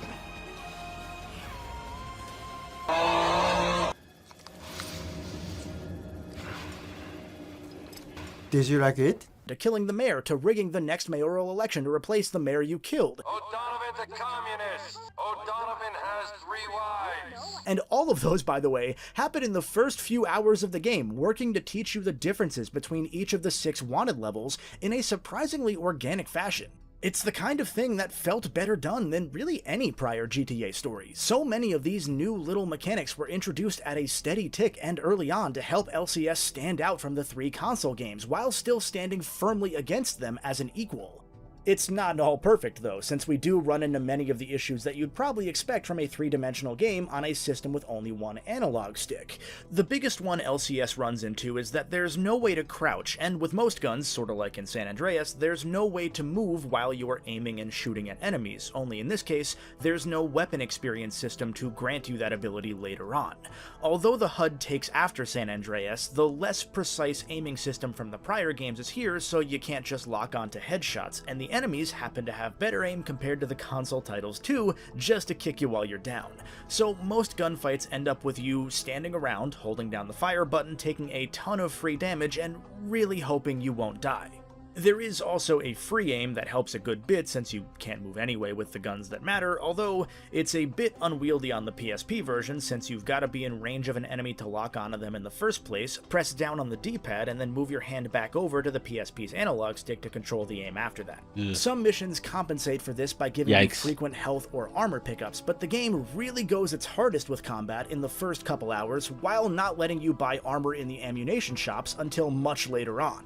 The dominant strategy that I found was to get into a car and spray and pray using the iffy drive-by mechanics to your advantage. See, the game sort of aims for you when you're doing a drive-by now since you can't decide which direction to shoot out of your car, and I swear there's a huge damage buff to compensate for that lack of control, so you'll just shred enemies much faster while putting yourself at a much lower risk of dying and having to start from the very beginning of that mission all over again.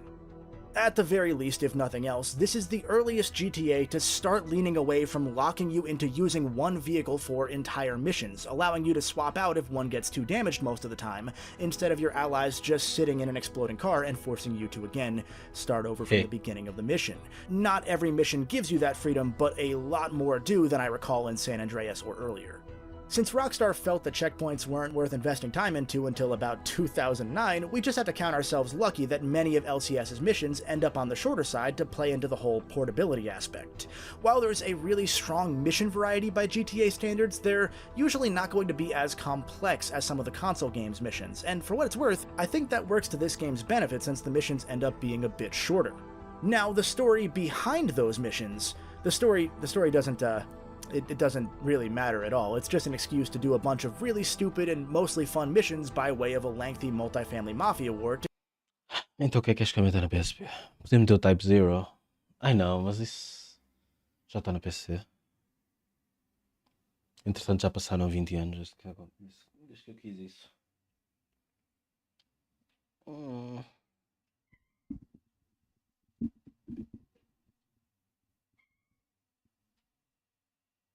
Isso é bicho. Olhem, vou ali, vou buscar água. Volto já.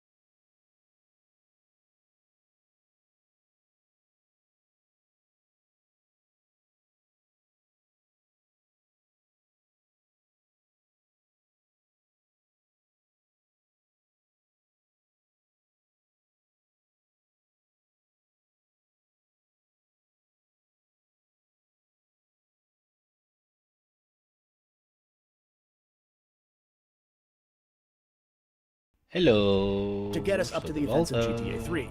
Like that whole kill the Então o mayor que é para eu thing, meter na for minha example. PSP? You kill him because he's a plant for one of the rival families, and then you try to help recurring character and actual cannibal Donald Love win the ensuing election, only for him to lose and lose all of his money in the process. Same guy later makes you kill a few people, collect their bodies for consumption, and blow up an entire chunk of the city so that he can redevelop it under the Colombian cartel. These games are weird. For how ambitious this game attempts to be, the story overall really is just kinda small scale, and it can get a little bit unbalanced when it suddenly leaps into international chaos like the Colombian cartel, or fighting a mafia war against the Sicilian families back in the homeland, or what have you. A lot of it probably comes with this game being a forced prequel that answers questions that nobody really ever asked, as we'll see next with Vice City Stories as well. For example, a good chunk of this game ends up taking place on the first island, really just in a couple blocks of this city. At first, this is to clearly separate... Sabem o que é que eu tenho andado a rejogar? Tenho andado a rejogar o Oracle of Seasons. Esse jogo era muito fixe. Eu tenho andado a rejogar e estou tipo, pá, de facto o jogo era mesmo fixe, não era só impressão minha. Separate LCS in your mind from GTA 3 by exploring an area that wasn't quite as heavily utilized in the earlier game's story. But then as time goes on and you're doing more and more small odd jobs to build up trust with the head of the family, you really start to run into a lot of the trite mob story tropes, like the maid man, or the sudden execution of somebody the boss thinks is a rat, or the gimp costume, and you question why the plot isn't going anywhere, or why you're circling around the same quarter mile of map without progressing at all for a good third of the game. E depois, mano, não importa o que está no dicionário, o que importa é que me entendam. É assim que funciona a comunicação. Aquilo é só umas general guidelines para como comunicar. Mais metade das palavras que tu utilizas não estão no dicionário, de certeza. And then, like 4 hours in, you get to Island 2, and it immediately jumps to the mayor's assassination and the election and doing crimes for a church priest who's actually a reporter trying to expose your crimes or something, to also roping the Yakuza into the story because they're also in 3, and so they definitely also need to be ever so barely touched on here for some reason. If you're a weirdo like me that kind of likes playing these games for their stories, you'll probably end up a bit disappointed overall, because the A to B to C doesn't really click, and even... Vocês alguma vez passaram por aquele webm, que é um gajo a andar de moto? Deixa um bocado sad. Eu estava a ver um You Laugh, You Lose, ou whatever, daqueles threads para rir, e vês um gajo que vai contra um caminhão de moto. Mas antes dali contra o caminhão, o vídeo dá freeze e o caminhão começa a cantar a música do Yakuza. E eu penso, damn, isto é para os outros rirem, mas isto a mim só me deixa triste.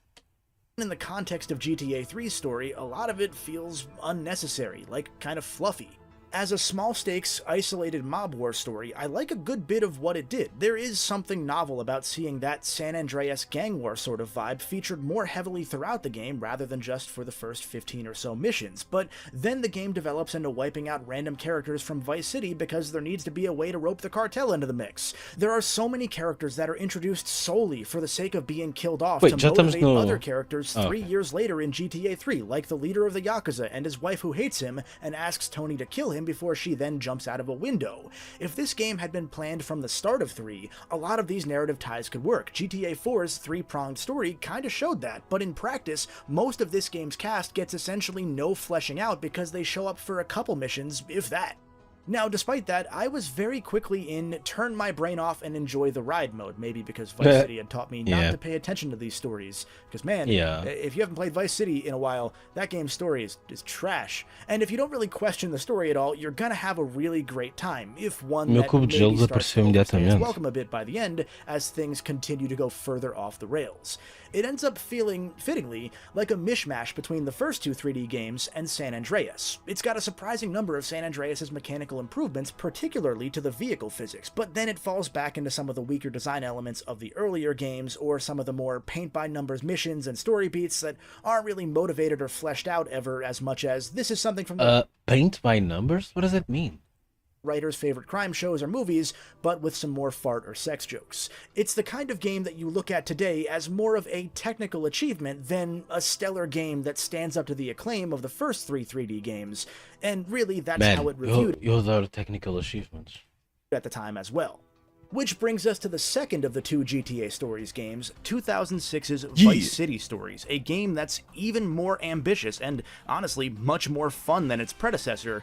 Is this Danny Trejo? On that technical level due to its ambition and due to its weaker foundation.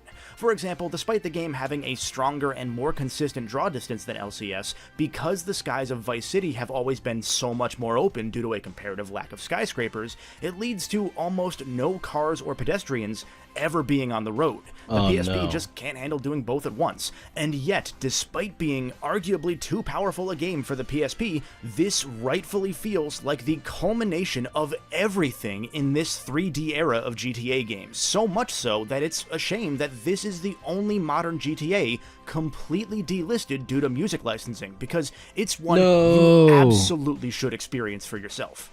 This is the game that Vice City wanted to be, but couldn't deliver thanks to that game being so rushed. It evolves so many older features that it would make even San Andreas blush. That wasn't meant to rhyme. And for the first proper time in GTA, you can finally truly build that underground empire to constantly keep your wallet happy and refilled. Or one more, for the first time in the GTA series, thank the merciful gods, if you get busted or die, you can pay a bit of money to keep all of your weapons and gear. And, I mean, let's be real, we've all been there. Not the dead or arrested part, hopefully, but a crappy fender bender or a sudden medical expense can completely upend you if you don't have the cash to handle it till payday. Now, when you really need it, today's sponsor, Dave.com, can help get you out of a pinch. If you're not familiar, Dave is a banking platform that can help you get up to $500 instantly with extra cash. That might mean more money to fill your tank, catch up on bills, finally get that check engine light looked at. It's a way to get a breather, and especially nowadays, as more people are working with a less consistent pay schedule, Dave offers a great helping hand with no interest, no late fees, and no credit check. Like, I know YouTubers don't like to talk about this stuff too much, but most of us really only get one paycheck a month, and it's near the end of the month because of how Google does things, so I've always got to keep diligent nowadays, and it's a genuine relief knowing that a crew like Dave exists if something suddenly came up. Millions of folks have already downloaded the Dave app to get the financial relief that they need with extra cash, so make sure to join those people and give yourself an extra hand by going to dave.com/golden. That's a nice URL, wow. Once again, that's dave.com/golden. Sign up for an extra cash account and receive up to $500 instantly. For terms and conditions, go to dave.com/legal. Instant transfer fees apply. Banking services provided by Evolve, member FDIC. Thanks once again to Dave for sponsoring this segment, and now let's head back to Vice City. Vice City Stories, in its purest form, is cut from the same cloth as LCS before it, a Rockstar Leeds-developed PSP prequel starring a minor character from the PS2 original, which attempts to utilize the areas of each game's respective city that went a bit more ignored in the predecessor. I'm sure that's not a surprise, just as I'm sure it's not a surprise that LCS and VCS are the #1 and 2 best-selling PSP games ever. Both games are impressive on a technical level, but the leap from LCS to this one is just insane, comparable to the jump from Vice City to San Andreas before it. The character models look so much better, with improved mouth-flapping animations during cutscenes. Characters have actual fingers instead of giant mittens. The animation and gameplay feels so much more fluid. Things like bicycles make their return from San Andreas, and the vehicle control is another leap forward from LCS's already solid to great handling. This feels just about as close to perfect as San Andreas' handling did at the time for what these games were aiming to be.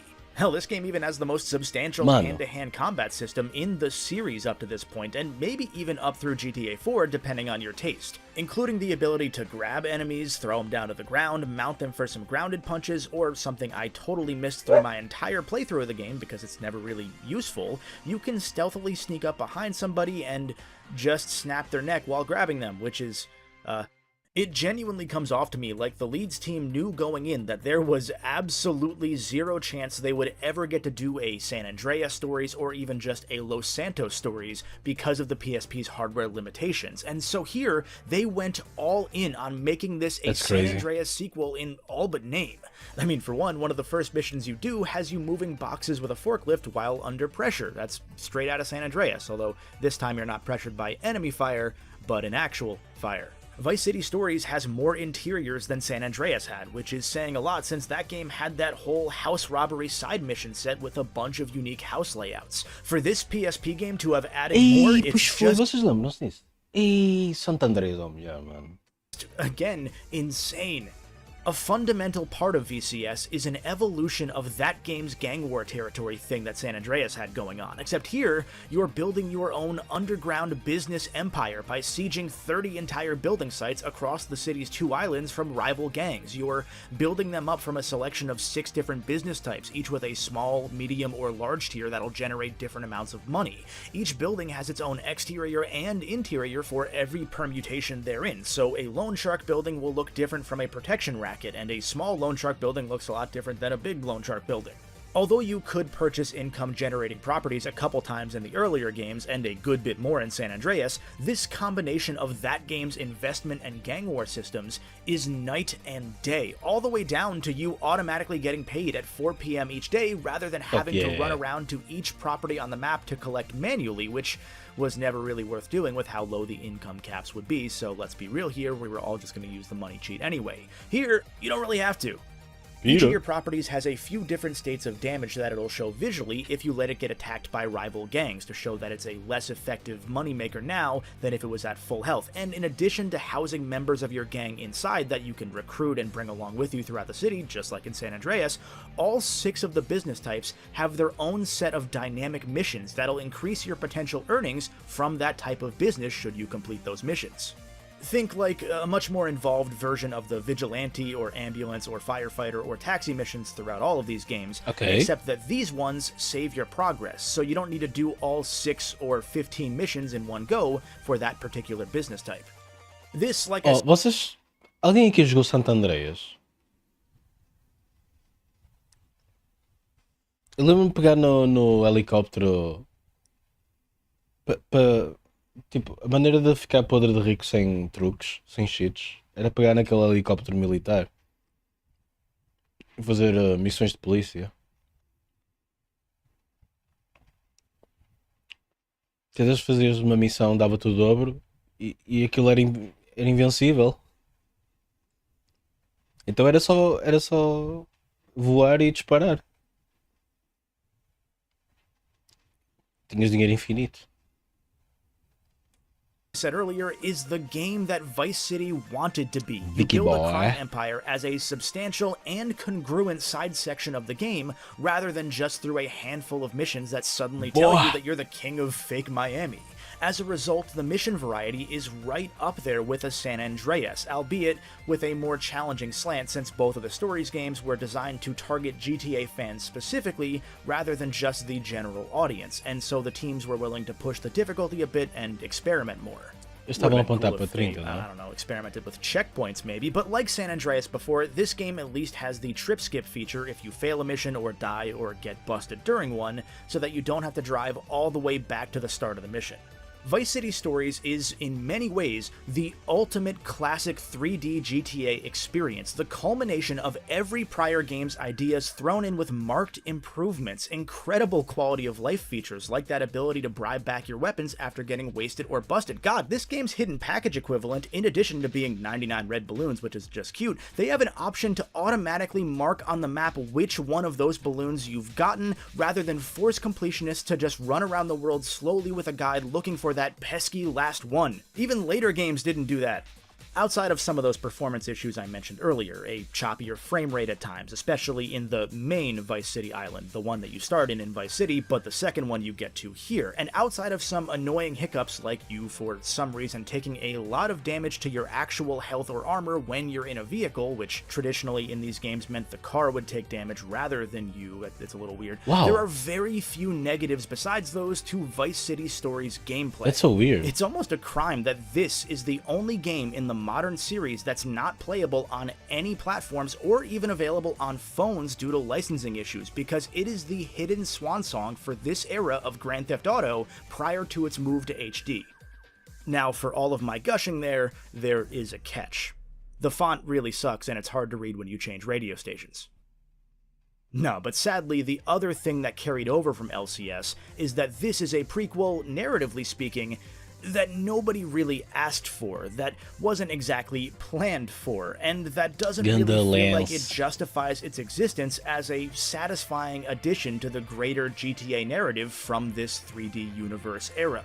See, in Vice City Stories, you play as Victor Vance, the older brother of Vice City's most annoying character and the ultimate villain of that game, Lance Vance. You may remember Victor from Vice City's intro, where he looked completely different and is killed in the opening cutscene of the game with absolutely zero fanfare. Yeah, so that's already the big problem here. Unlike in Liberty City Stories, we know specifically what happens to this character at the beginning of the game, and we know that whatever we're doing now doesn't really matter in the grand scheme. Vice City Stories takes place 2 years before Vice City proper, and through the course of the story, you'll establish a pretty strong stranglehold over the entirety of the city's underworld. Like, a stronger one than you even have by the end of Vice City, the game that you're supposed to be building an empire in. I feel like if you count out all of the buildings in this game's map, Victor is using like 10% of this entire city as a crime front by the end of the game, only to never be acknowledged 2 years later in universe. It ends up feeling a bit hollow when you know that all of this work that you've put in is never even hinted at in Vice City because the Vance crime family up and disappears sometime after this game. In universe, it's because Victor chose to leave well enough alone, seemingly, but because Vice City came first, there's no real hole for Vice City Stories to fill, instead having the game very messily carve out its own plot, inconsistencies be damned. Let's go back to the start though. Vice City Stories starts Victor off at the Fort Baxter Air Force Base as an army recruit looking to make a good living so that he can help take care of his little brother Pete, who's got asthma and has racked up a bunch of medical bills that his sweet aunt can't afford. It's one of the more noble GTA protagonist backstories, which of course means that his commanding officer Martinez is a corrupt drug pusher who forces Vic to do his illegal bidding. Within maybe 5 or 6 missions, Victor's caught by another superior with the smuggled drugs and the stripper that Martinez asked him to pick up, and Vic is kicked out of the army, again maybe 3 to 5 missions into the game. From there he works with series regular side character Phil Cassidy, the ex-military arms dealer voiced by a very clearly out-of-it Gary Busey. Phil, don't open the... Before being sent by Phil to help his brother-in-law Marty, the leader of a racist gang of trailer park boys. Quick aside, by the way, this game handled the GTA series' recurring cell phone struggle the best up until this point. In every prior game, up until 4, you would only be able to receive cell phone calls while on foot, meaning that you would often have to stop what you're doing to let a slow conversation play out and lead you to the next mission. But thankfully this time around, you just have a little military-supplied pager, so you'll see the text pop up no matter if you're driving or on foot, it'll just be in the corner of your screen. And that's kind of fitting, actually, because although Victor is never short to respond, his character is pretty inconsistent from very early on, and so having these messages be sent to you one way without you having a verbal response to them probably helps stop him from his somewhat intended but poorly executed flip-flopping. Throughout this first act of the game, there's an attempt at Victor coming off as this well-intentioned guy that's pulled unwillingly into the cycle of crime before slowly molding into a worse and worse man because of the nature of his job and his growing power. Early on, to be fair, it's written in such a way that Vic is just kind of boring, but there are nuggets of greatness here that just never get mined or capitalized on. Vic will frequently talk about how he doesn't want to do this, whatever this is in that mission in particular. A character like Marty is just designed to be comically evil, racist, abusive father, wife-beating scum, so that Vic's quickly justified in forming a connection with Marty's wife Louise, another well-intentioned character who just ends up trapped in life by that vicious cycle of violence and crime. And so that when Marty tries... PS3 nova. Eu ia fazer outra coisa, mas eu não consigo parar de ver. To take his abuse on her too far, Vic is justified in killing him. However, then from there, they quickly drop Louise from the plot for most of the rest of the game, even though she's shaping up to be this major character, even though at first she's acting as essentially the manager for Vic's empire, the proper tutorial into that empire building side game, which amounts to a good several hours of this game's runtime. They had something so interesting there, 2 characters that have this parallel to them that brings them together, hell, all the way down to Louise's daughter ending up having to be raised by her aunt, just like the Vance boys were. But just like that army plot point you've already forgot existed, even though I only mentioned it like 2 minutes ago, this story can't juggle all that it tries to do, and it ends up on softer, shakier ground than the inundated Miami bedrock. Most of that comes down to the story killer that is Lance Vance, Vic's psychologically damaged little brother who suddenly shows up to cause trouble at the exact time that Luis and the other characters from the start of the game start to disappear. Lance flies in at the airport and immediately gets his brother deep into the drug dealing game, forming partnerships with other seedy criminals, only to immediately say he doesn't trust them and try to betray them, causing Vic even more headache with every passing mission and every passing "I don't trust this man," which is, I swear to God, every 3 missions in this game. See, if you're not familiar, Lance's biggest character trait in both of the Vice City games is that he is paranoid as a plot point. Almost every single time that he partners up with somebody in either game, Lance, within moments, starts to question them and insist that they are plotting against them, a trait that only gets exacerbated by him using his own product. In this game, it's in the form of him introducing Vic to crime lord after crime lord, saying that they would be a great team, Victor being skeptical and asking if they can really trust this person, Lance saying, yeah, absolutely, only for genuinely 1 mission later, Lance to say, actually no, we can't trust this new partner, they're conspiring against me, Vic, you have to kill them.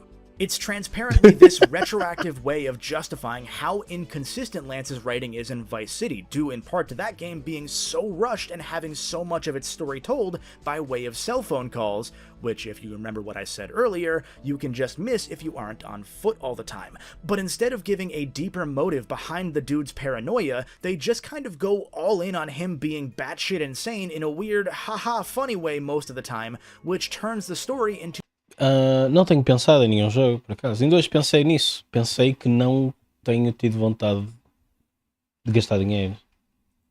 a bumbling brother hijinks plot for most of the middle act. Mas também, se formos a ver, este ano já arranjei o Zelda e Resident Evil 4. I think I'm good. Random cameos from characters from Vice City to remind you that Those are this good. is in fact a prequel.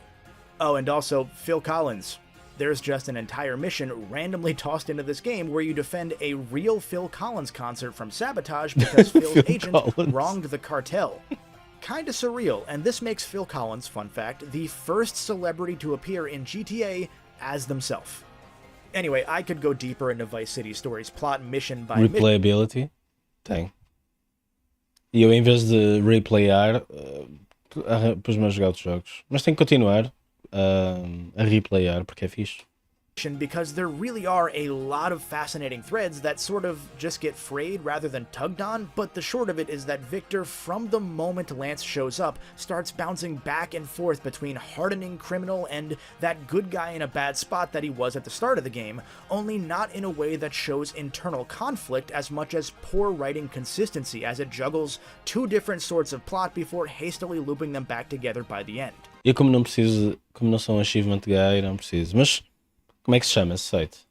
He'll meet Danny Trejo's character and pull a gun on the dude the moment that he's insulted, only to bounce right back into his normal self immediately afterwards. We'll get some moments that unveil so much about Victor's relationship with his brother, such as their mother showing up partway through the game and us seeing why they were raised by their aunt as children, because the mother also struggled with addiction.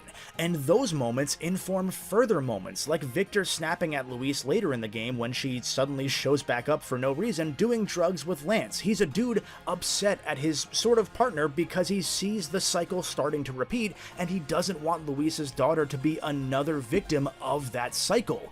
Only we hadn't seen Luis for the prior half of the game by this point, and so the writing just has to pretend that their relationship was there and building, when in practice, it was not there and not building. And that'll just be interspersed between her being kidnapped Usas uma cena que é só para PlayStation. Ok. 2 different times, or Victor filming a zombie movie in a mall, or remotely controlling a giant sentient Nintendo Rob robot, or Isso fighting deve só ir buscar Deve só buscar a API da PSN e mostra-te, não? army of bikini-clad women who are actually undercover cartel agents holding AK-47s. Oh, and now, by the way, I'm in file 10 of my 11 gameplay recording files, and suddenly Victor finally shares that he has feelings for Luis when she appears for the first time since file 4. Then, all of the characters from the start of the game return to help Victor for a few missions out of nowhere, really, and then Luis gets kidnapped and Lance instead gets mad about his car having a scratch on it, and then Luis dies and Lance talks shit about her to her partner, his brother, immediately afterwards. And that's played more as a joke than a mask-off moment showing how messed up this dude is. It's just frustrating because while Victor, due to his dialogue and voice acting, can come off as a kind of bland character compared to other GTA protagonists, he's also probably got the most good in him. You can see what they attempt to do with his moral struggle. O site tem mais coisas, não? Ok. But you can find a way to root for Vic by the end of the game when he's this one-man army taking Sessões online? Porque deve haver trophies que é só tipo multiplayer, né? down an entire office building full of troops to Deve haver tantos trophies hoje em dia que já não se pode apanhar porque os jogos foram descontinuados e cenas assim. revenge on his former commanding officer Tipo and the servidores fechados cartel e he's tal. aligned with, the same commanding officer and cartel that just killed his girlfriend not long before that. Seriously, that final mission is one of the better ones in the series. There's something magical and super satisfying about fighting an attack helicopter while bouncing around between different shelves and doorways using them as cover while you work your way up several floors of a skyscraper. Oh, and then also... Tens de fazer aquele truque de arranjar jogos, não importa se o jogo é bom ou não. O que importa é que seja fácil de chegar aos 100%. Havia muita gente que fazia isso. So by the end, Lance shows up ready to help, but you've already done everything. That's O único valor dos emblematic of jogos é everything tipo, about não this valia game. caralho, This mas game is era pelos all over achievements the que place valiam. with its story, in part because they have to establish a completely new cartel to take down since we know which cartels already appear in Vice City to begin with. And even more than that, the writing serves more to give more Lance hijinks rather than pay off the more interesting stories that they were starting to tell here. And then for Vic to be killed off as essentially a nameless goon in Vice City's opening, for none of this game's story to really have an impact on that game's plot, it leaves a sour taste. Where Liberty City Stories adds texture even if nobody necessarily asked for that texture, this one narratively never justifies its existence except to highlight that some of Rockstar's Então vai ser mais producers difícil. must have really liked Lance and wanted him back to do more wacky, crazy things. Mas não é Vice City impossível. Stories is a high point for the 3D era of... Então, tu se metes um jogo novo na PlayStation, imagina, espetas o jogo, começas a jogar, a tua porcentagem baixa logo para ir para os 60%, não? GTA to end on in terms of gameplay, again, excluding some of those performance issues, and I guess if you're looking for the traditional boot up GTA and run from the cops gameplay, this probably isn't the right GTA for you, since generally fast-paced driving down Vice City's, like, I don't know, 2 roads means that you're probably going to outpace the PSP's limited vehicle spawning capabilities. But if you're looking for mission variety or any other facet of gameplay, this is the high point, and yet it's kind of a low point narratively. Still completely Pois, worth playing. ok, estou a perceber. Basta que tenhas o jogo e ele... So, I mean, you get to bring Ele an conta explosive como, pinata olha, to tem a rival 0%. warehouse and watch it destroy an entire building somehow. 10 out of 10. Now, there is one more PSP Grand Theft Auto game to touch on, although it... Ei, deve ser mesmo podre, de género. Jogas um jogo, fazes 100%, muito esforço. E depois metes outro jogo e depois a consola diz logo. Estás a 50%. E é tipo, não, eu esforcei-me tanto. Se calhar é daí que vem o vício, não é? It was exclusive to the Nintendo DS for half a year first. That would be Vendo 2009's Grand Chinatown Theft ao Auto chavalinho. Chinatown Wars, the second game in what's often referred to as the HD era of the series universe, since GTA 4 marked a bit of a clean break from that 3D universe's stories and characters. Like I mentioned at the top of the video, Chinatown Wars is the highest rated DS game of all time. Honestly, probably in part due to GTA having that golden child air around it at this time, where everybody was so caught up in a lot of the hype and prestige, and daring to give GTA a critical score would have gotten you death threats on the same level as daring to criticize Zelda. But it's also, fun fact, the second highest rated PSP game of all time too, only barely falling behind God of War Chains of Olympus. This is the sort of GTA Mano, game Chains of we'll Olympus almost é certainly never see again. sweet.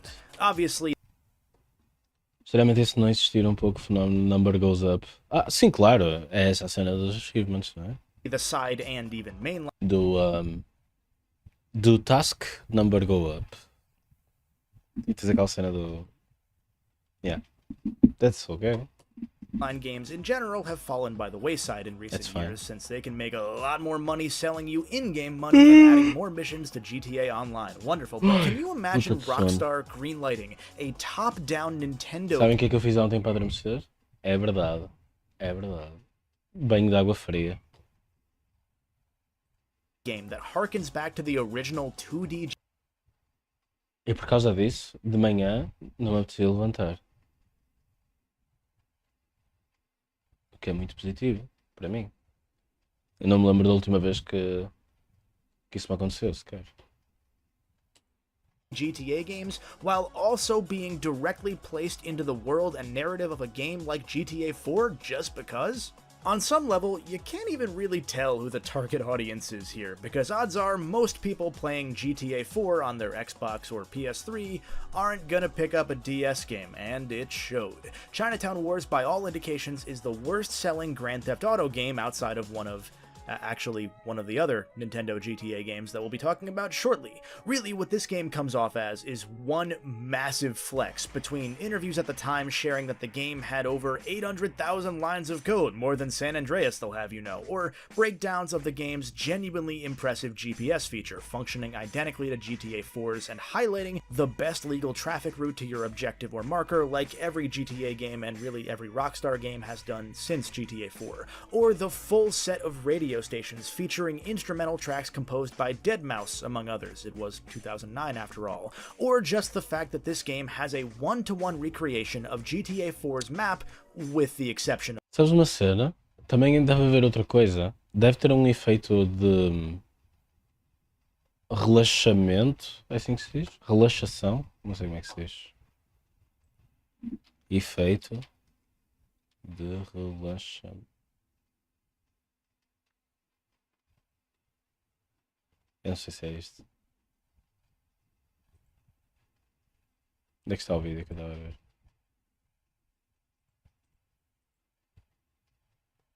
How can she slap? of the third island. It was New Jersey anyway, so not much was lost. In fact, the game is such a tech showcase that they forgot to make it very fun.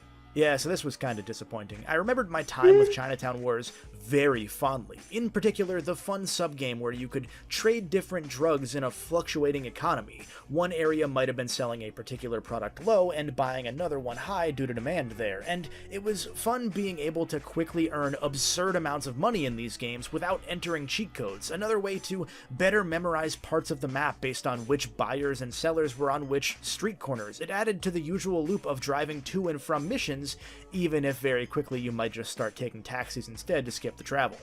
Now, should adolescents have been encouraged to deal drugs on their DSs? No, of course not, but the PictoChat cartels are a story for another day. Here, this was harmless fun in the same way that it was really cool having to hotwire different models of car via touchscreen minigames, steal radios from the inside of those cars with similar minigames, or fill up Molotovs at a gas station using the worst gas pump you've ever seen in your life. I have little flashbulb memories of running from a wanted level and having to quickly do the hijack minigame, that little bit of stress building up knowing that there were cops right on Por que este jogo parece tão fixe? my tail about to open the door and bust me, and that sort of thing enhanced the experience in a way that GTA had never been able to pull off before. Since I played the DS one years and years ago, I went with the PSP one this time around, both to see some of the differences and because I figured the footage would be a bit cleaner for you guys to watch. The main changes here are that the touchscreen minigame controls are swapped out with traditional button controls, and that they added a few story missions that are honestly nothing to write home about. If anything, they made me like the game less, because we'll get there. Coming back to this game this time around, I realized that all of those cool little moments in this story of betrayal and revenge and triad gang wars, they're all cool moments because they're one-off moments, they're spots, or they're set pieces. The game never really stops being a tutorial for something more involved that sadly never manifests. Throughout this game, there'll be missions that teach you how to do all of the different touchscreen minigames. They'll introduce you to the weird top-down sniper controls. They'll put you in a helicopter or in a Chinese New Year dragon costume where you have to move like a parade float would to not draw attention to the fact that you and your allies are wanted for a huge heist you just pulled at a bank. bank, to a mini game where you have to That's tattoo funny. new recruits to your gang as part of their initiation, or a mission where you have to kidnap and drive a guy who's having constant heart attacks in the back of an ambulance, and you've got to keep trying to revive him while also escaping police, which is kind of cool, only for that mission to end with your boss Why is this game so cool? ripping the guy's heart out anyway as revenge. Wonderful. Every single one of these things may only be used once Imagina, or mano. twice before they move on to the next shiny object to teach you how to do once or twice before moving on again. It's also a game, I realized having 100% completed GTA 4 back around when this game came out, but having not played GTA 4 in the decade and a half since, that relies on your knowledge of GTA 4's Liberty City from the expectation that you played that game, because the missions just jerk you around from point to point to point without ever really settling on recognizable areas for more than a couple missions at a time, where both Stories games maybe spent too long in a few previously underutilized areas as a way of distinguishing them from the earlier uses of those cities. This one is best played as an addendum to GTA 4 so that you can explore the map from a new top-down perspective. Without that, it's just kind of a bland city. The GPS feature helps and hurts that, since you can pay less attention and just follow markers both on the map or even overlaid onto the roads themselves. And since this was a DS game first, there's already an optional lane correction feature so that you don't need to use a D-pad for precise driving controls on such a small screen. That just all has the added side effect of meaning you spend a little bit less time paying attention to the roads and thus learning the area. For this game to piggyback off of your GTA 4 knowledge ends up being a huge disappointment, because this game has so many neat small-scale innovations to attempt to make it feel more lived in and kind of more small-scale than your usual GTA story. There are proper toll booths now that'll make you slow down or risk a wanted level if you speed by and don't pay the toll. The ammunition weapon vendor is back after disappearing in 4, but this time around they're an Não se paga portagens no GTA 4? online store, so you'll see delivery trucks driving around that you can try to rob. Since you use gas stations to fill up Molotovs, or you can find weapons in red dumpsters, or some shops let you walk in and play a variety of scratch-off lotto tickets just because. Those are actually really funny, by the way, since they act as the restaurants of old. Okay. One of the scratch-offs gives you a burger and fries, so it's just a food battle pass. Anyway, Pois eu lembro-me de pagar portagens. because of all of these slices of life crammed into the city, it behooves you to pay attention to the little things, but since the story never sits you in one spot for all that long, none of it really sticks the landing in terms of making the city itself or its many landmarks all that recognizable top-down, and that's one of the most important parts of a GTA game. Most notably, there is such a cool innovation to the wanted level chase format that would benefit so greatly from you having enough time throughout the story to get familiar with shortcuts and back roads and main roads. As your wanted level increases, you'll see more of these police car icons on your HUD. In Chinatown Wars, you can disable police vehicles by ramming them and damaging them enough to make sure they don't run anymore, obviously. And by taking out the required number of cars, you can lower your wanted level organically and make it easier to escape the now thinned out pursuit. It is so fun a system, and with how slippery and sometimes almost Micro Machines-esque the driving controls can feel, it helps drive an extra bit of chaos.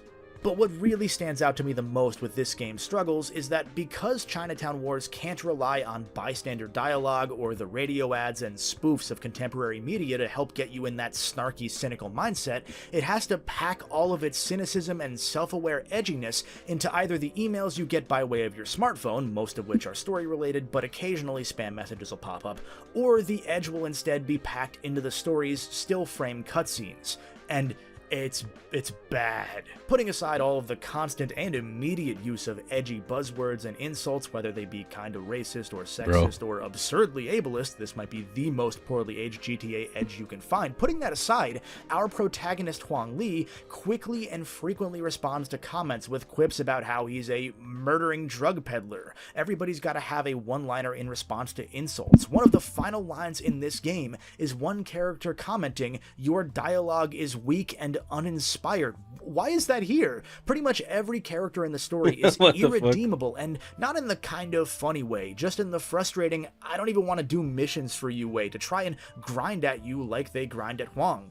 Even in the rare instance where it's actually kind of funny, like somebody telling Huang's Uncle Wu, who goes by Kenny, that Kenny is a stupid name, the writing cannot get out of its own way. When it's not offensive, it tries too hard to be quippy. When it's not quippy, it's some poorly written seg like, "Meanwhile, my father remains dead," as a transition.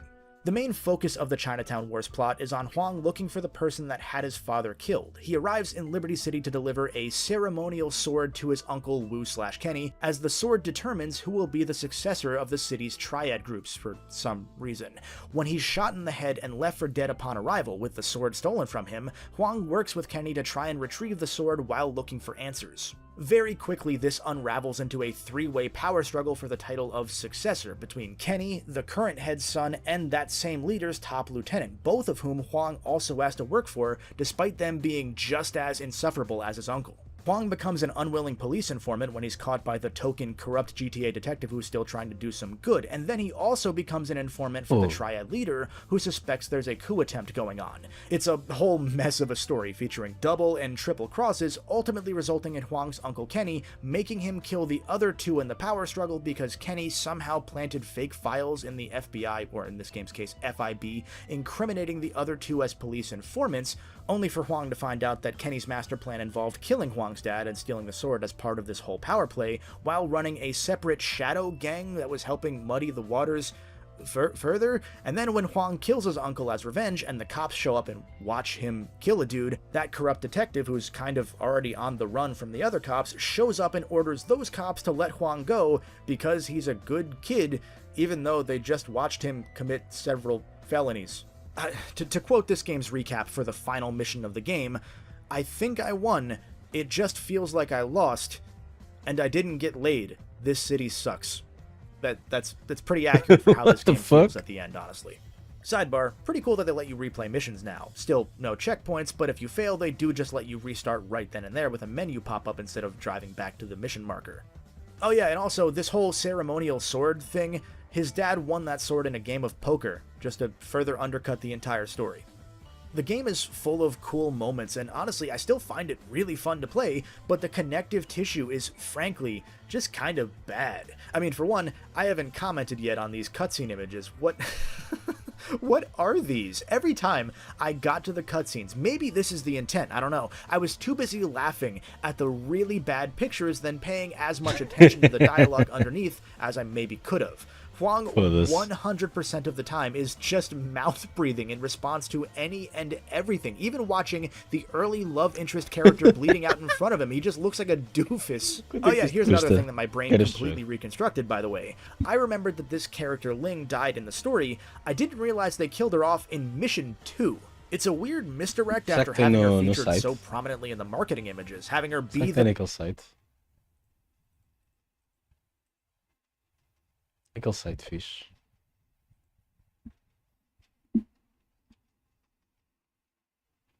Não é como? Espera aí.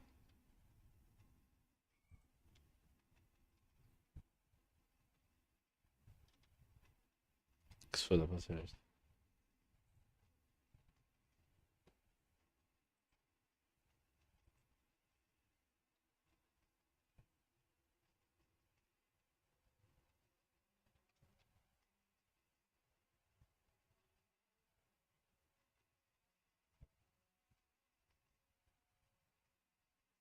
Demasiado guito. Não! Wait, como é que eu vejo onde é que está?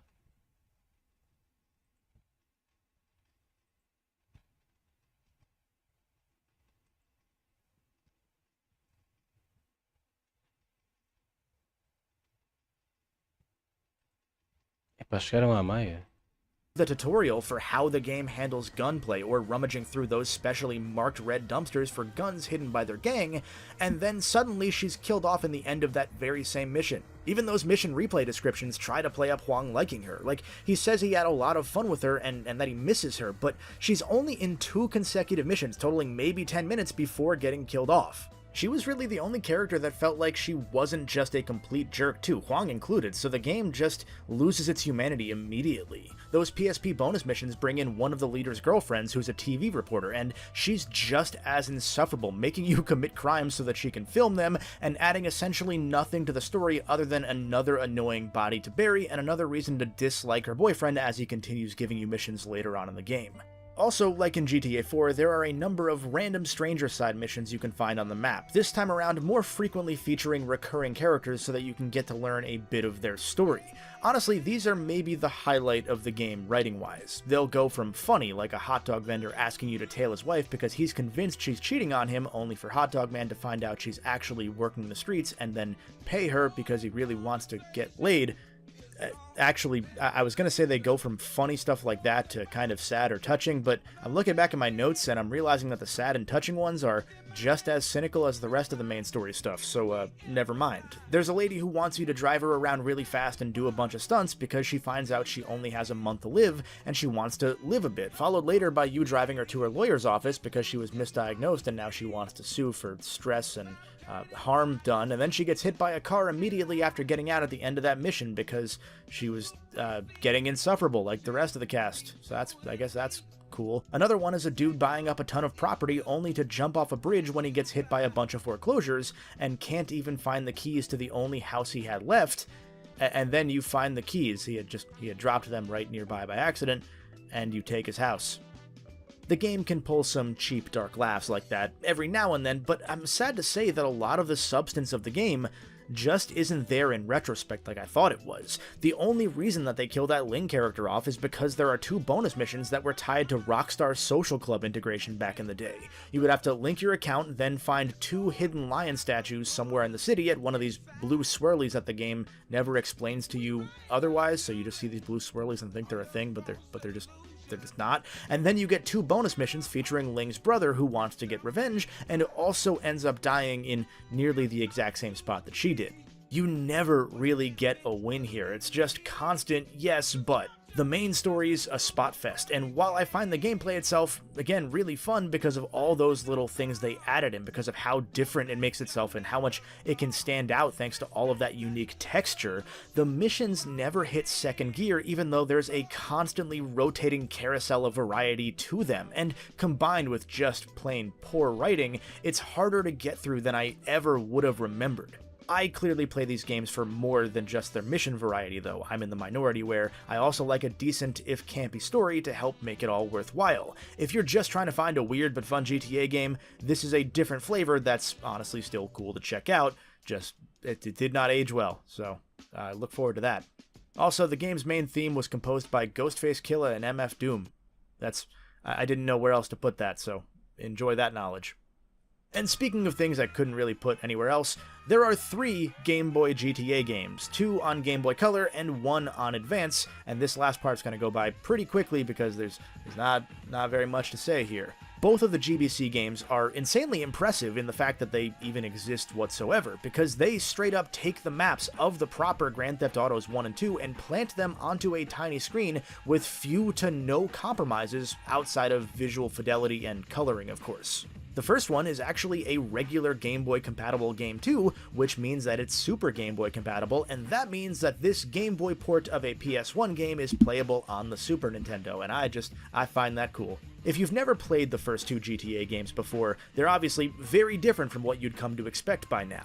Generally, your missions are going to come by way of random phone booths that are ringing throughout the cities, and you just kind of have to find one and hope you find one, actually, and then that'll set you on a quest line to steal cars or take down specific targets, rinse and repeat as the story progresses, and that's it. As far as these GBC versions go, though, oh man. It's wild that they got the game to work on a system that only has 2 face buttons and start and select, but GTA 1, as a result, probably not a surprise, blows to play. The A button is your move forward button, with the D-pad instead functioning as left or right tank controls, only the controls are relative to the character's orientation and not the screen, which doesn't rotate. With this as your character sprite, no matter which protagonist you select when you start the game, it's really hard to tell which way you are looking forwards versus backwards, and in a game where you die in one single hit, you can imagine how fun that struggle would be. Up on the D-pad does nothing, by the way, so you could have just had regular movement controls, and it would have worked fine. But nope. To enter vehicles, you need to press Select and A at the same time, where Select is your Vocês têm sono? weapon cycling button otherwise. There's no map to pull up here either, so you've got to try and memorize the road layouts. Good luck in a world that's so insanely empty that I'm not even sure you can get the cops to chase you for anything. I tried. The way characters work in GTA 1 here is that they are essentially save files, except there's not really a save system. You get an autosave once you've completed one of the game's cities in full, but if you press start and then B to exit to the main menu, you'll be starting over from scratch otherwise. It's also very easy to accidentally do that, so that's also great. Because the screen's view is so small, at one point I accidentally drove over a bridge that's under construction and fell to my death. The screen shakes when you move diagonally, cars can easily get stuck in corners, which may as well render them unusable, and while each car has its own radio tune rather than there being a radio, all the cars control pretty close to the same, with instant acceleration and jerky controls, again probably as you'd expect. Now that all said, in GTA 2, it is night and day, with vehicle momentum and acceleration that feels normal. The turning is smoother, the health's a bit improved thankfully, but as a trade-off to that and the very improved visuals and all the more populated cities, the game runs worse, and for some reason, you can get your car stuck on other cars similar to how you could get them stuck on walls in GTA 1. You can't kick into reverse or push those cars out of the way. Once you've stopped, you don't have the horsepower for that, so you're just screwed once again at that point. And for some reason in this version, if you do have the cops chasing you, they can never pull you out of your vehicle, but if they even touch you at all by a single pixel while you're on foot, it's instant game over. GTA 2 has always been an interesting experiment no matter the version, because this game puts you in a handful of real-world cities rather than the fictional ones that we're now used to, and in each area there are 3 different gangs controlling their own turf. Each gang will give you different missions to progress the story, and those missions also affect your reputation between all of the different gangs. So sometimes you might have one specific group hostile towards you that'll try and fight you on sight in one part of town, simply because you went to another area first and did a rival gang's mission that put you at odds with the now hostile group. One of these days, I'll finally sit down and beat the first 2 GTA games instead of just bumbling around for an hour and then putting them down, but these versions are absolutely not how I'm going to do it, as much as you've got to respect that these exist. PC. Thankfully, we're not ending O PlayStation. Eu joguei GTA 2 no PlayStation um bocadinho. the video on a Eu downer. gostava Good muito. job, Eu me, era muito fã de GTA 2.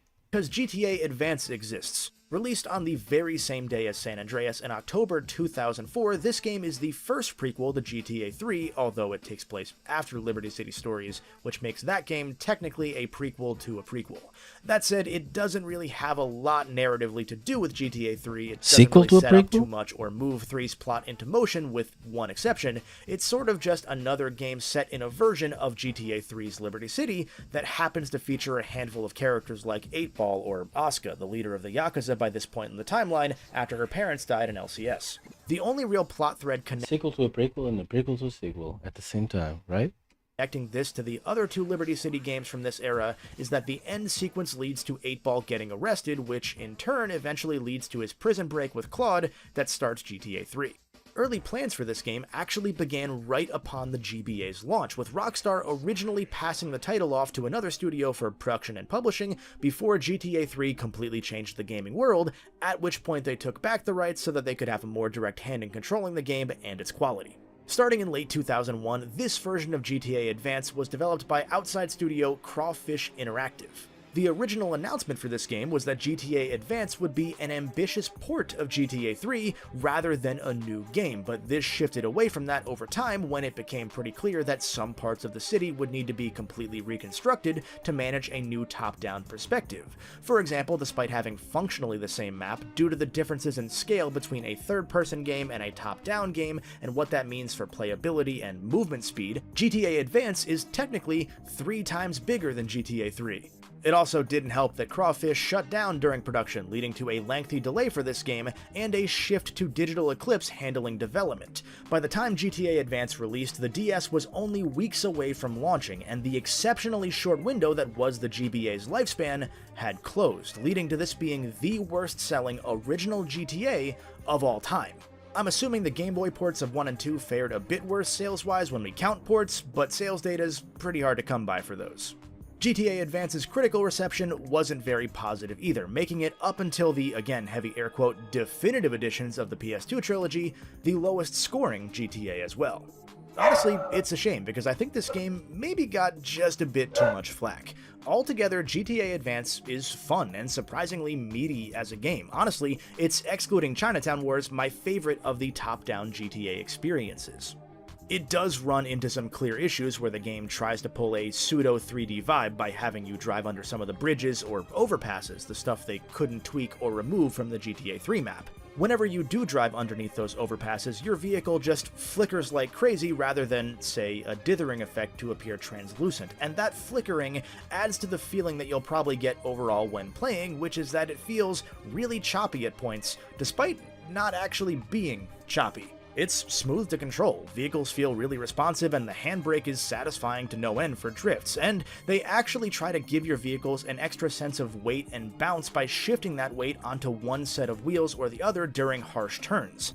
I wouldn't call the controls A+, this game's very clearly one of the reasons why a game like Chinatown Wars added a lane tracking feature, but it feels surprisingly strong, befitting of a game that's honestly a fully featured GTA experience, just minus weapon lock-on, replacing that with a goofy little strafe feature. And it should be considered at least close to a full GTA game between its 41 main missions, a bevy of side missions, and races. It's got a full stat screen akin to the console games, but this one instead tells you the total number of missions, rampages, races, not-so-hidden packages, and so on, so that you're not questioning what you're missing if you want to go for the 100%. It's even got 3 save slots on this little GBA cart, which honestly feels impressive. Obviously, there's no radio, that's probably the biggest real GTA omission. Instead, each type of car has its own instrumental theme, usually based on tracks from the original versions of GTA 1 or 2. Did you know, by the way, that the original GTA's theme was made by an in-universe band named Slum Pussy? You're welcome. But no I'm sorry, matter how what? smooth it feels to play, the visuals never really share that Eu já estava a dormir, mas isto acordou-me. That's right, Zelda. smoothness, and that makes everything feel weaker overall. The world's got a cool Faltam 6 blend minutos of para 2D acabar. sprites for cars and characters, and 3D models for the city's buildings, and that's cortar really o where vídeo the a meio. hitching begins. The GBA just can't handle that all that well, especially with an auto camera feature What the fuck are these legs? that zooms your view out as you speed up so that you can see more of the map ahead of you, meaning that this game also then has to render even more on screen at once, plus the zoom's a bit too rapid, which also adds to that choppy feeling. Between that and the minimap choosing to go with the roads being transparent, presumably because a semi-opaque gray wouldn't really be possible, and covering up the top left corner of your screen permanently might cause the occasional gameplay issue if there was a character or something behind that minimap, well, there's no good solution to that problem essentially, but it makes it harder for you to keep your bearings at all times because you kind of have to focus your eyes on where you are on the minimap. All of that's not going to help you navigate at full speed without constantly slowing down and speeding back up, which in turn zooms the game in and out more and more and will just make you more disoriented. It's weird seeing a game with a stable frame rate that still feels choppy, but that's exactly what's going on here. Also, your character has hilariously off-model wimpy legs while sprinting. Those The are story horrible. for GTA Advance puts you in the shoes of some random dude named Mike, who's working a bunch of small criminal jobs with his friend Vinny, Boa so noite, that they Maria. can put Estás together bem enough disposta? money to leave Liberty Vou City morrer and de their sono. current criminal Só para avisar. lifestyle. E tu? Naturally, the way to get out of a life of crime is to start working Vou with the tomar banho de água Mafia, fria. which is Vou tomar banho de água fria daqui a bocado. what they do up until Vinny is killed by a car bomb. While trying to find out who killed his friend, Mike runs into a bunch of characters that help him investigate, if he does some mostly timed missions for them, of course.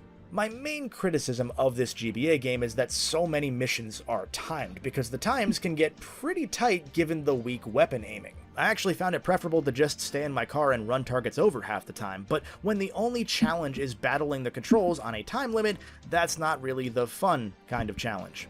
The mission variety is going to be more akin to those top-down games, of course. I mean, we're in a series where half of the missions tend to be drive from point A to B to kill some dudes, then drive back anyway, so it's not like mission variety is GTA's strong suit, but without dialogue to help fill that white noise, and with the top-down perspective limiting visual variety, it was always gonna feel Só tenho andado a fazer lazy react. É de estar a dormir enquanto isto está a dar, ok? a bit weaker. Which, I guess, to Mas eu Chinatown curtia muito estes jogos. Especialmente. Estou a pensar. Os Stories e o Chinatown sempre quis jogar, portanto é isso que se mantém. Towards credit looking back, they did nail that variety, maybe overcorrecting from this game's influence. The rest of the plot is your standard GTA affair. There's your usual betrayal, Vinny faked his death to take Mike's share of the money and leave the city, Mike takes down a cartel leader and then flees to Colombia with all of the money he took after killing Vinny as payback. I will say one other fun note about this game is that it's more or less the only GTA game in this 3D universe that allows you to make a couple narrative choices. It's not like they affect the plot to any significant degree, but they are there. This game's full of weird little trivia like that. Like, here's one more. To this day, GTA Advance is one of only 2 fully exclusive GTA games, as every other one besides this and one of GTA 1's 2 London expansions has been ported somewhere else. Although, as a fun little poke, apparently one of GTA Online's in-game arcade games reuses some of Mike's wimpy little running animations and sprites, so that's kind of neat. So of the 6 games in GTA's portable library, 2 of them aren't playable in any form without emulation or buying a physical copy. Liberty City Stories and Chinatown Wars both exist on phone and tablet app stores with some minor changes, same as the mobile ports of the console trilogy. But Vice City Stories, for the foreseeable future, is sitting in limbo alongside GTA Advance. And the Game Boy Color ports, I suppose, but I mean, come on. Outside of Switch or iPhone ports of the console games, or I guess now also just the existence of the Steam Deck, that is the full history of Grand Theft Auto's portable ports, spin-offs, prequels, the whole slate of games you can play handheld. To me, it's a shame that this experimental era is one we won't get to return to for the foreseeable future, now that every GTA game needs 10 years, thousands of likely unpaid crunchy overtime hours, and billions of dollars worth of budget just to get a likely disappointing single-player experience that's lumped in with GTA Online. Hope you like your shark cards. These games weren't all hits, and I'm kind of a little sad now that a bit of my Chinatown Wars nostalgia was shattered when I replayed it for this video, but it was so fun going back and seeing the evolution of the console games by way of the story's counterparts, games that I hadn't played before, games that if you really look at it were the holdovers until GTA 4, the kind of holdovers we don't see anymore with the series. And it's not like we could get holdovers anymore. Even San Andreas' whopping 25+ million sales would be a flop by GTA 5 standards. The series has become the commercialized product that it was often satirizing, and as a result, it's kind of hard for them to be able to justify greenlighting smaller projects. Oh man. Maybe that last This part is super depressing, dude. Come on. it's a story for another day, and probably one another person is better equipped to tell, because I'm good on GTA for a while. Make sure to share your memories of some of these portable GTA games in the comments below. I would love to read them. Thanks for watching, and as always, until next time, stay golden. A special thanks to my wonderful crew of Patreon supporters for helping make videos Special like this thanks to possible. my If you'd like your name on this fucking list, along with fans. access to the exclusive Olha. Discord server, Mas fala early fixe. and ad-free videos, and more, you can do so for as little as $1 a month over at patreon.com/thegoldenbolt. Thank you.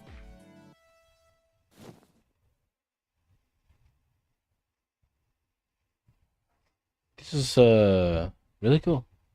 Olhem, gosto muito de vocês, mas eu estou caído de sono. Não sei porquê. Acho que devia beber mais um copo de água.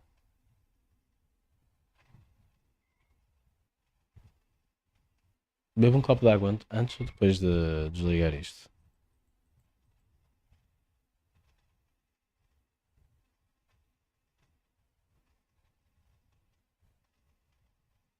Depois, é melhor depois.